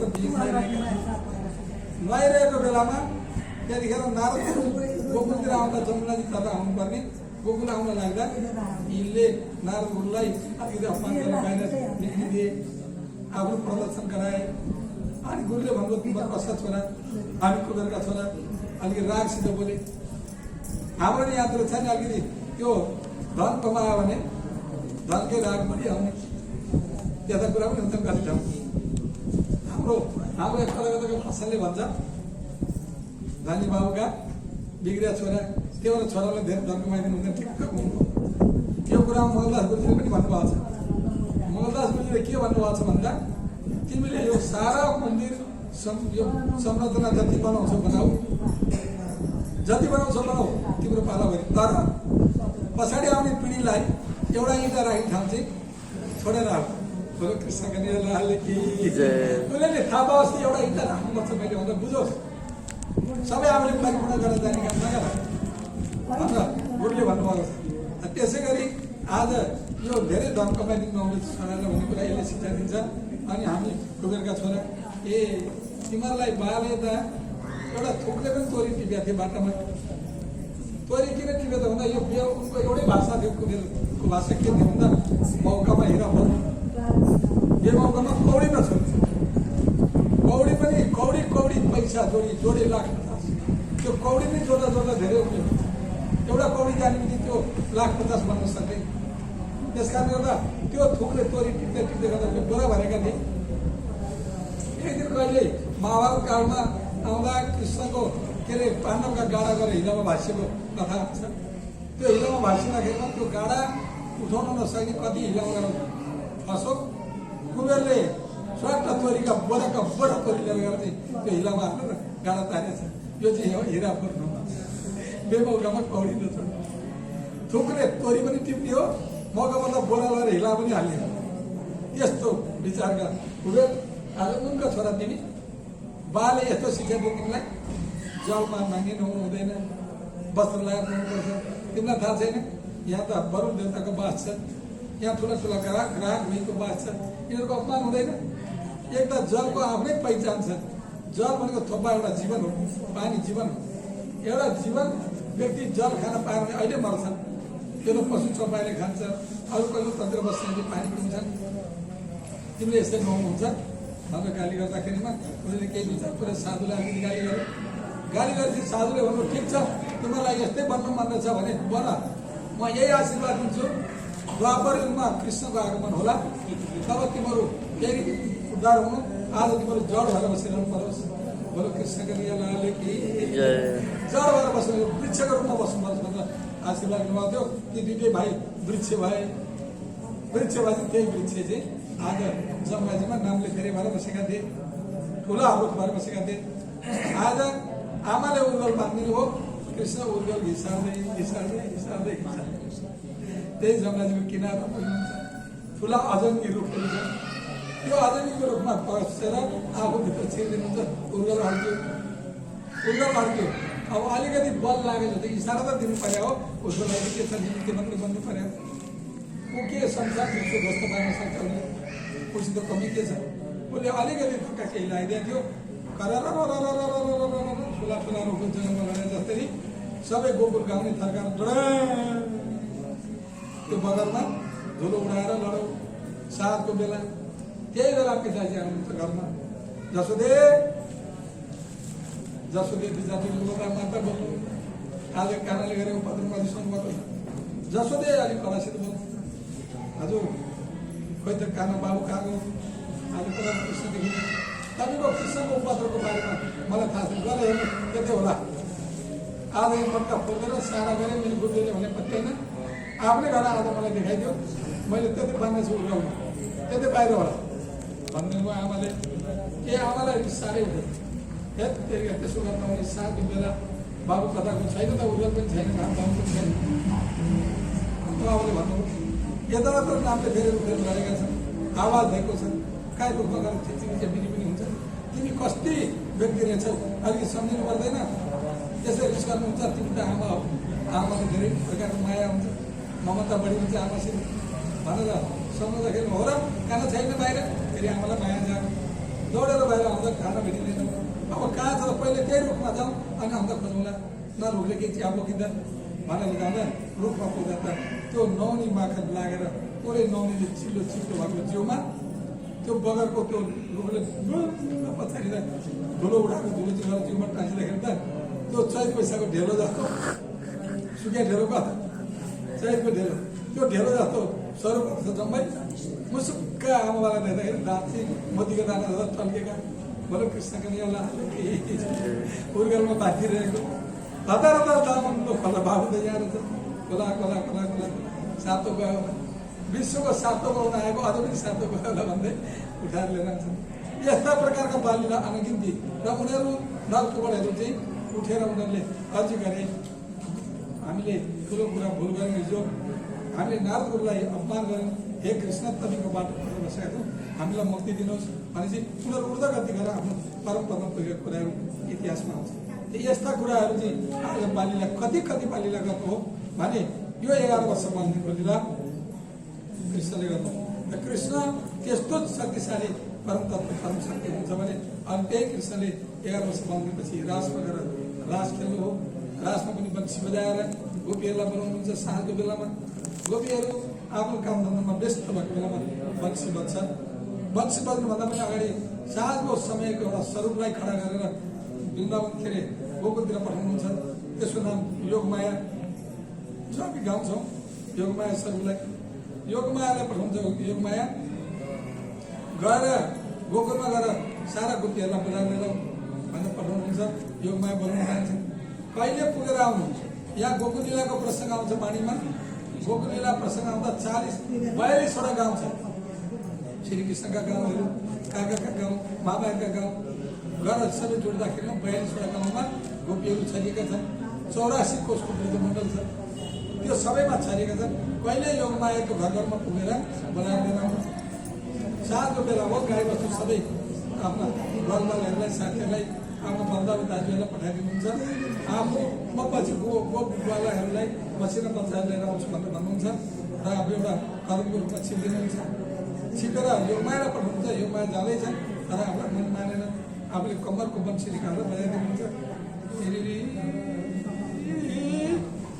बन्सी बज्छ नि, मुरली बज्यो साथीमा गोकुल गाउँमा झै सम्झेर बनाएको कविहरू गोकुल गाउँको माता गरेर थाकिन्छ।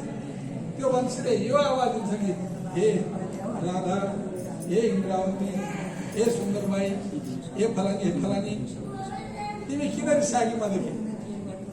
हे ललिता, किन रिसाएकी?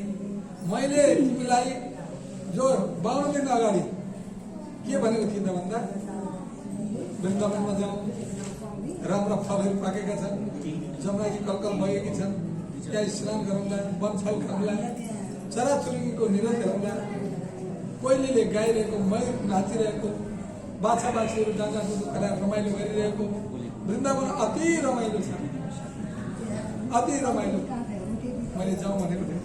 तिमीहरूले मर्यादा पालन गरेको कारण मसँग मर्यादा कुरा खोज्यो। वेद मर्यादा, कुल मर्यादा, लोक मर्यादा, यो वाणीमा आउँछ, वाणीका कुरा छ। आज यो मर्यादामा बाँधेर हामी बाँधिएका नारी साँझमा जङ्गल जानु भनेका थियौँ भने त्यो कुराहरू सम्झेर तिमीहरू आऊ मैले बोलाएँ भनेर फेरि पनि बोलाउनु। गोपीहरू आफ्नो स्वभावका गोपीहरू सरल 3 स्वभावका थिए। तामसी, राजसी र स्वातसी। तामसी कुदिहाले, गाई भर्खर साँझमा घरमा आएको छ, कोही गाई धुँदै थिए, कोही बच्चा बच्चीलाई भोजन खुवाउँदै थिए, कोही स्तनपान गराउँदै थिए, पुरापुरी आफ्नाहरूलाई भोजन बसेर दिँदै थिए। त्यतिखेर बन्सी बज्यो। त्यही बन्सीको तालमा उनीहरू दौडेर गए। बच्चाहरू भुइँमा बजारियो, भोजन गर्दै गरेको आमा बुवालाई कसरी गरेर पन्यम गरेर थालमा बज्रियो। भोजन गरेर जानु पर्यो भने बा हात धोएर लोटेर ढोकातिरको बुहारी कुद्दै आउँदाखेरि ढोकैमा बालाई लडाएर छानीमाथि गराइदियो। तामसी कुदिहाल। राजसीले सोचे अलिकति सिँगार सारेर जानुपर्छ, उल्टा सुल्टा सिँगार लगाए, आँखामा लगाउने गाजर ओठमा लगाए, विपरीत भएर ओठमा लाउने आँखातिर लगाइदिन्छ, कानको कुण्डल कहाँ लाए, नाकातिर लाए, नाकको कानतिर लाए, एउटा बाउलो कपडा लगाए अर्को लगाएन, एउटा पाटो कपाल कोरे अर्को कोरेन, एउटामा चुल्ठो बाटे अर्को बाटेन। यस्तो प्रकारको एउटा भेष बनाएर राजाश्री गए। स्वातशीले सोचे अलिकति हाम्रा पतिहरूलाई पनि सोधौँ, अलि शान्ति स्वभावबाट थिए, उनीहरू आएछ अनि जाउँला फर्किँदा पतिहरू कामकाजबाट आउनुहुन्छ अनि पतिहरूलाई प्रस्ताव राख्नुहुन्छ, के को तिमीहरूको जमरको कहाँ जानलाई हो भन्दा आज सिङ्गो गाउँ रित्तिएर वृन्दावन गएका छन्, साथीहरू सबैजना जानुभयो, हामी पनि जानु तयारी भएका, तपाईँहरूलाई बाटोतिर बसेका। खबरदार राति नारीले घर छोड्न पर्छ, वेदले के भन्ला लोकले के भन्ला, आफ्नो मर्यादा उल्लङ्घन जान पाइँदैन, पतिहरूले रोकिदिए। हामी त जान्छौँ भनेर भन्दाखेरि पनि उसले ढोका थुन्थे, पत्नीहरूलाई भित्र राखेर आफू दरवाजा लगाएर बाहिर उभिए। त्यस्ता खालका पत्नीहरूले ती स्वातशी नामका थिए शान्ति स्वभावका, उनले शरीर नै त्याग दिए। हे मूर्ख पतिहरू हो, हामी कृष्ण गएको ठाउँमा जान्छौँ, हाम्रो आत्माको पति बालाजी नै हुनुहुन्छ, हामी उहाँको पासमा जान्छौँ, साथीहरू गइसके, तपाईँहरूले जति ढुकी गर्ने मान्नुवाला छैन भनेर शरीर नै त्याग दिए। राजसिया चली तामसिया चली स्वातसिया तनु त्याग दिया, स्वातसी तनै त्याग दिए। यस्तो प्रकारले वृन्दावन पुगे। उहाँ पुगिसकेका वृन्दावनको छेउमा पुगेपछि योगमाया गराउन आउँदै थिइन्। योगमायाले त्यो ढिलो जातिहरू आत्मस्वरूपमा पुगे, उनलाई रोकेर राख्छन् अनि शरीर लिएर जानेहरू पनि बिस्तारै पुगे। अनि योगमायाले भने कृष्णसित जानुपर्दा यो विकार भएको शरीर लिएर जान पाइँदैन, ऊ त निर्विकार छ। परमात्मा निर्विकार हो, सनातन हो, निर्विकार पुरुष छ भने विकार लिएर जान पाइँदैन भनेर त्यो शरीरलाई त्यही नै कालनाको बडनमा फालिदिनु लाइन, त्यो शरीरको कपडालाई र अर्को शरीर धारण गरेर नौ तन साज मिली सक्नु भयो, मुरली बजाए नयाँ तन धारण गरेर सबैले धेरै अर्को शरीर धारण गरेर दिव्य शरीर धारण गरेर कृष्णसित गए जङ्गलमा। जहाँ कृष्ण हुन्छ जग्गामा वंश विधा बसेको त्यहाँ श्री कृष्ण आउनुहुन्छ। आउँदाखेरि हामीले गोले आत्मा गाउँछौँ, कस्तो स्वरूप छ त, मोर मकुट शिर कानन कुण्डलो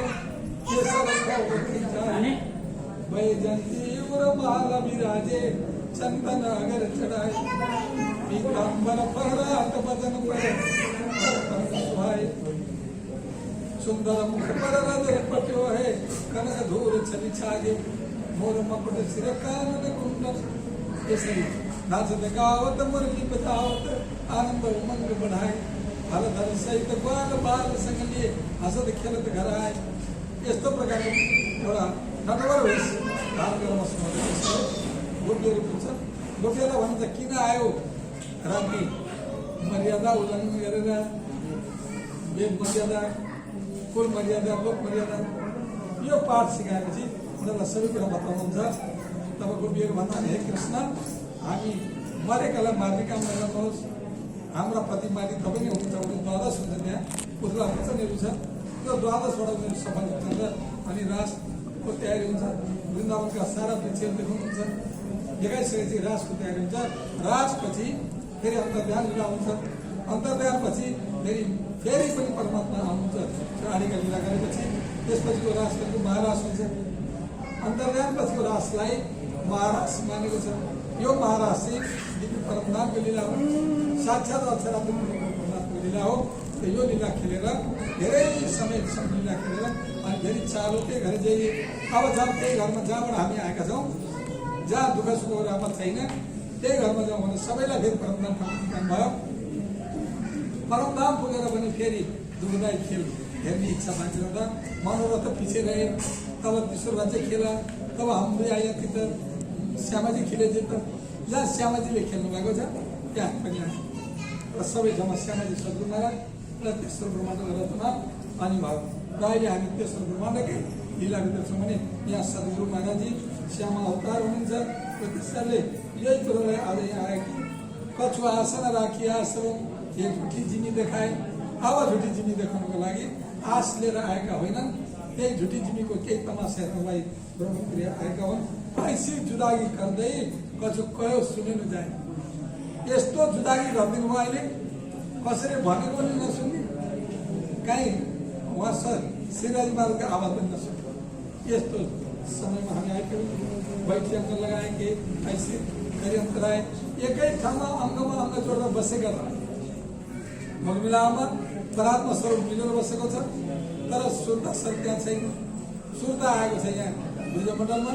त्यस कारणले बैठी अङ्ग लगाए कि ऐसी गरी अन्तराय अङ्ग लगाएर बसेको छ, तर अन्तराय भएको छ, टाढा भएको छ, दूरी भएको छ। त नाको छु नैनी देख्दा नाको छु आफूले खाए आँखाले पनि देख्न सकिएन, अनि न ओर्खाए न पहिचान भएन। आफूले परमात्मा स्वरूप पनि पहिचान भयो। त्यसैले यस्तो स्थितिमा आज हामी परेका छौँ। बैठी अङ्ग लगाए कि ऐसी उल्टाए यस्तो उल्टीमा हामी आएँ। अब भन्न साध्य छैन, संसार उल्टो छ। किन उल्टो भन्दाखेरिमा यो असल जड दुखेर दिएको परमात्मा सच्चित आनन्दको देश, चिरगम स्वरूप राज्य महाराज, आनन्द स्वरूप श्याम महारानी अनि सत्स्वरूप अक्षर भगवान श्री श्री रत्नवाला, यो तिनटै शक्तिको नाम हो सच्चिदानन्द। हामी एउटैचोटि सच्चिदानन्द पाएर ब्रह्म कि यसरी भन्छौँ। त यो तिनटै के त भन्दा चिरगम स्वरूप राज्य, केही कुराको कमी नभएको परिपूर्ण स्वरूप, हरेक कुराले परिपूर्ण स्वरूप राज्य। त्यसपछि आनन्दको स्वरूप श्याम महाराज। परम धाममा जति पनि वैभवहरू छन्, जति पनि सुख छ, जति पनि आनन्द छ, त्यो आनन्दको सारा प्रतीक नै श्याम महारानी। श्याम महारानी आनन्दको एउटा स्वरूप हुनुहुन्छ। त्यहाँका पशुपन्छीभित्रका आनन्दहरू भए, चाहे बाघमा सैर गरेर हिँड्नु परोस्, हात्ती चढेर हिँड्नु परोस्, चाहे त्यहाँका लीला हेर्नु परोस्, गोपालमा विमानमा उठ्नु परोस्, त्यहाँको जति पनि आनन्द आउँछ, चाहे त्यो जमुना चुकेर स्नान गर्दाखेरि आउँछ, त्यो सबै जति आनन्दको त्यहाँ आउँछ, परमात्माको आनन्दको पराकाष्ठ जति छ, त्यो सबै आनन्दको प्रतीक नै श्याम महारानी। अनि आनन्दको स्वरूप श्याम महारानी भएपछि यता सत अंश स्वरूप अक्षर भगवान जसले सृष्टि रचना गर्दछन्, नारायण आदि त्रिदेवता आदि देवताहरूको सृष्टि गर्दछन् भने ऊ यो के अरे सत्स्वरूप सत अंश एक अंश उनले यो रचना गर्छन्, बाललीलाको रचना गर्छन् भने यो परमधाममा सच्चिदानन्दको यो देशमा यसरी थियो भने आज त्यसको बदलामा त्यो उल्टो के भन्दा असजडको दुःख यो खेल्न थियो भन्नुहुन्छ। ऐसी दही उल्टाए नभई बैठी अङ्ग लगाए कि ऐसी दही उल्टाए अङ्गमा अङ्ग जोडेर बसेका छौँ, तर उल्टो खेलको रचना भएको छ। नाको जो दिल की कह सकूं, ना पिया शब्द सुनाए, न दिलका कुरा कसैलाई भन्न पाइन्छ, यहाँ गोप्य कुरा भन्न पनि पाइँदैन। कहीँ पनि हाम्रै छोराछोरीहरूलाई पनि हामी कहीँ कुनै पनि ठाउँमा यसो हराएर बस्नुपर्ने हुन्छ।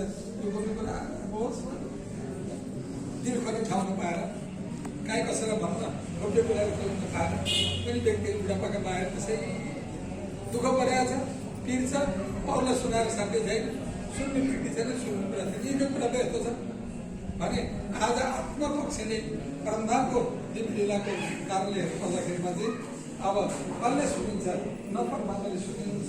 त्यहाँबाट बैठी आँखी खोलेको अङ्गसँग जोडेर आँखा खोलेर बसेको छ, अङ्गमा अङ्ग जोडेर बसेको छ।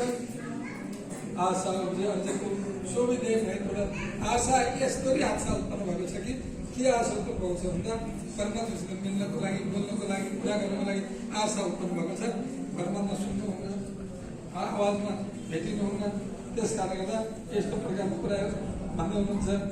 न पिया शब्द सुनाए, न पिया धामदेवको शब्द सुन्न पाइन्छ। आज कृपाका सागरले धामका धनी श्रीराजी महाराज सतगुरु महाराजले दया गरेका कारणले गर्दा आज 18,798 पाइ उहाँका हाम्रा जुमा आफ्ना बोली आज हामीलाई सुन्नु भएको छ। जुन बोली हामीलाई दिनुभएको छ, जुन बोलीको हामी आवाज सुन्दैछौँ कि यो बाणीलाई यस्तरी बताइदिनु भएको छ कि शास्त्र पुराण वेदान्त जो भागवत पुरे साखर नै कथा सब वाणी बाटो जति पनि भागवतहरू हुन्, पुराणहरू हुन्, संसारमा जति पनि शास्त्रहरू आए, आगमनहरू लिएर आए, त्यसमा सबै कुराहरू छन्। हरेक संसारमा जिउने कलाहरू छन्, कसरी बाँध्ने कुराहरू छन्, तपस्या गर्ने कुराहरू छन्, ध्यान साधना गर्ने कुरा छन्, योग आसन बसेर योगारम्भमा बस्ने कुराहरू छन्। तर सबै अध्ययन गरेको छ, तर त्यसमा शत्रु भन्नुहुन्छ शास्त्र पुराण वेदान्त जो आदि वेदको आदि अन्त सबै लिएर जाने व्यक्तिले गएका छन्। त्यही भागवत पुरै सागर श्रीमद् भागवत पनि साक्षीको लागि मात्रै भन्नु नहीं कथा ये दन्तनी सद्वाणी ये बाक यी दन्त कथा होइन नि ब्रह्मवाणी सत्य बढी सत्य भाषा सत्य परमधामका आफ्नै वाणी भएको हुनाले गर्दा राज्यमा ल्याएको कुरा हो। त्यस कारणले यस्तो कुरा बताइदिनुहुन्छ बैठी आँखे खुल्के अङ्ग सँग जोडा आँखा खोल्न बसेको छ अङ्गमा अङ्ग जोड्न बसेको छ तर आशा उब्जे अझैको सुविधामै थोडा अर्ज गर्ने आशा उत्पन्न भएको छ तर त्यो पनि मिलेको छैन। आज धामधनीसित यस्तो प्रकारले बिछोड भएको छ। सदा सुखदाता धामधनी अङ्गना तेरी जोडा हे धामका धनी श्रीराजी महाराज हामी सधैँ सदा सुखका दाता तपाईँ हुनुहुन्छ सुखका राशि हुनुहुन्छ सबैलाई दुःखलाई दुखीका दिननाथ तपाईँ नाथ दिननाथ पनि हो। दिन भने दुखी दुखीका नाथ मालिक पनि तपाईँ हो। त्यस कारणले तपाईँ दिननाथ हुनुहुन्छ सदा सुखदाता धामधनी तपाईँ सधैँ सुखको दाता हुनुहुन्छ धामका धनी हुन्छ मालिक हुनुहुन्छ अङ्गना तेरी जोडा तपाईँकै अर्धाङ्गिनी अङ्गनाहरू यो भन्ने परमात्माहरू हो। हे धामका धनी भन्नुहुन्छ जानु सम्बन्ध कब नहोतो यस्तो हो कि आखिरी दिव्य परमधाममा जुन किसिमको आनन्द थियो हाम्रो त्यो अहिले हाम्रो के भयो त भन्दा जानु सम्बन्ध कब नहोतो जानु कि सम्बन्ध कहिल्यै हाम्रो सम्बन्ध रहन्छ जस्तो भयो। हजुरसित राज्य महाराजसित हाम्रो सम्बन्ध कहिल्यै नभएको जस्तो भयो तर सम्बन्ध पहिले कायम सम्बन्ध थियो हाम्रो पुरा पुरानो सम्बन्ध थियो तर यस्तो सम्बन्ध हो कि जानु सम्बन्ध कब नहोतो कहिले नभएको जस्तो ऐसा किया बिछोड यस्तो बिछोडको लीला आज भयो। यो घोर दुःखदायी बिछोडको लीला हामी हेरिरहेका छौँ। अहिले धामधनी एकतिर हुनुहुन्छ भने हामी अर्कोतिर त्यस कारणले धामधनी पिठौँपट्टि हुनुहुन्छ भने हामी मायापट्टि सन्मुख छौँ र आजको परिस्थिति व्यवहारहरू हुँदा त्यस्तै देखिन्छ। बैठी सदा तुरन्तले कब न्यारी निमग्नेछ बैठी सदा तुरन्तले अब परमधाममा सधैँ चरणको तलामा बसिरहेका आत्माहरू अहिले पनि चरणकै तलामा छन्। यहाँ भन्छ बैठी सदा तुरन्तले कब न्यारी निमग्नेछ एकछिन पनि न्यारी र निमग्नेछ निमक हुने यसरी आँखालाई एक निमक भनिन्छ न्यारी हुने टाढा एक निमेष पनि टाढा राखेको छैन। यसलाई के बताएको छ त भन्दा बदले आप देखा प्यारी निशोकी राखी छुपाए यो के गरिदिनु भयो त भन्दा प्यारी निशोकीलाई आफ्नै छारीमा राखेर बदलामा खेल देखाइदिनु भयो बदलामा यो संसार देखाइदिनु यस्तो खेल देखाइदिनु कि अब आज सबै ब्रह्मप्रिय परमात्मा परमधाममै छन् तर न्यारी भएको पनि होइन र न्यारी पनि भएको हो। सधैँ चरणको तलब बसिरहेकै छन् अब न्यारी नै एकछिन न्यारी टाढा भएका छन् तर पाइएन नाम ठाउँ दिशा तर के गर्नु न नाम न ठाउँ न दिशा यस दिशामा तेरो परमात्मा छ भने देख्ने मान्छे पनि पाइएन तेरो परमात्मा फलानु नामहरू त्यो नाम पनि सुन्ने व्यक्ति पाइएन अनि नाम ठाउँ दिशाको काहीँ पनि यस्तो कुरा पाइएन भन्नुहुन्छ। ऐसा दिया विदेश यस्तो विदेशमा पठाइनु आज उसर जमिनमा सबै विदेश यहाँ त यिनले मोह ममताले जोडिएका नाता मात्रै यी नाता स्वार्थी नाता स्वार्थी नाता पनि स्वार्थी छ भने शरीरसित रहेका केही पाएको छैन पनि स्वार्थी छ यसले पाएको गुणाउने पनि स्वार्थी छ। आँखाले राम्रा कुरा हेर्न चाहन्छ कानले राम्रा कुरा सुन्न चाहन्छ जिब्रो रचनाले स्वाद चाख्न चाहन्छ मिठो स्वाद चाहन्छ हाम्रा अरू गुणाका इन्द्रियहरू हात बढाएर त्यो अनुसारको स्वाद चाहन्छन् भने सबै स्वार्थी छ। जगत संसारतिर फर्केर हेऱ्यो भन्दा झन् स्वार्थले डुबेको छ। त्यस कारणले यहाँ त्यही कुरा हुन्छ पाइएन नाम दिशको ऐसा दिए विदेश काहीँ पनि आफ्नो कुरा पाइएन यस्तो विदेशमा आज परिहेर हुँदैन हामीलाई उठाउन शिक्षा भन्नुहुन्छ बैठी तले कदम के बीच डाले चौधरी तबक कदममै राखेर अघि मैले भने प्यारी निशौतीलाई राखी कवायतले छिपाए कवाय भनेको दौराको फेरमा राज्यले लुकाएर राख्नुभएको छ सबै धर्मात्माहरूलाई शुद्ध मात्र बनाएको हो।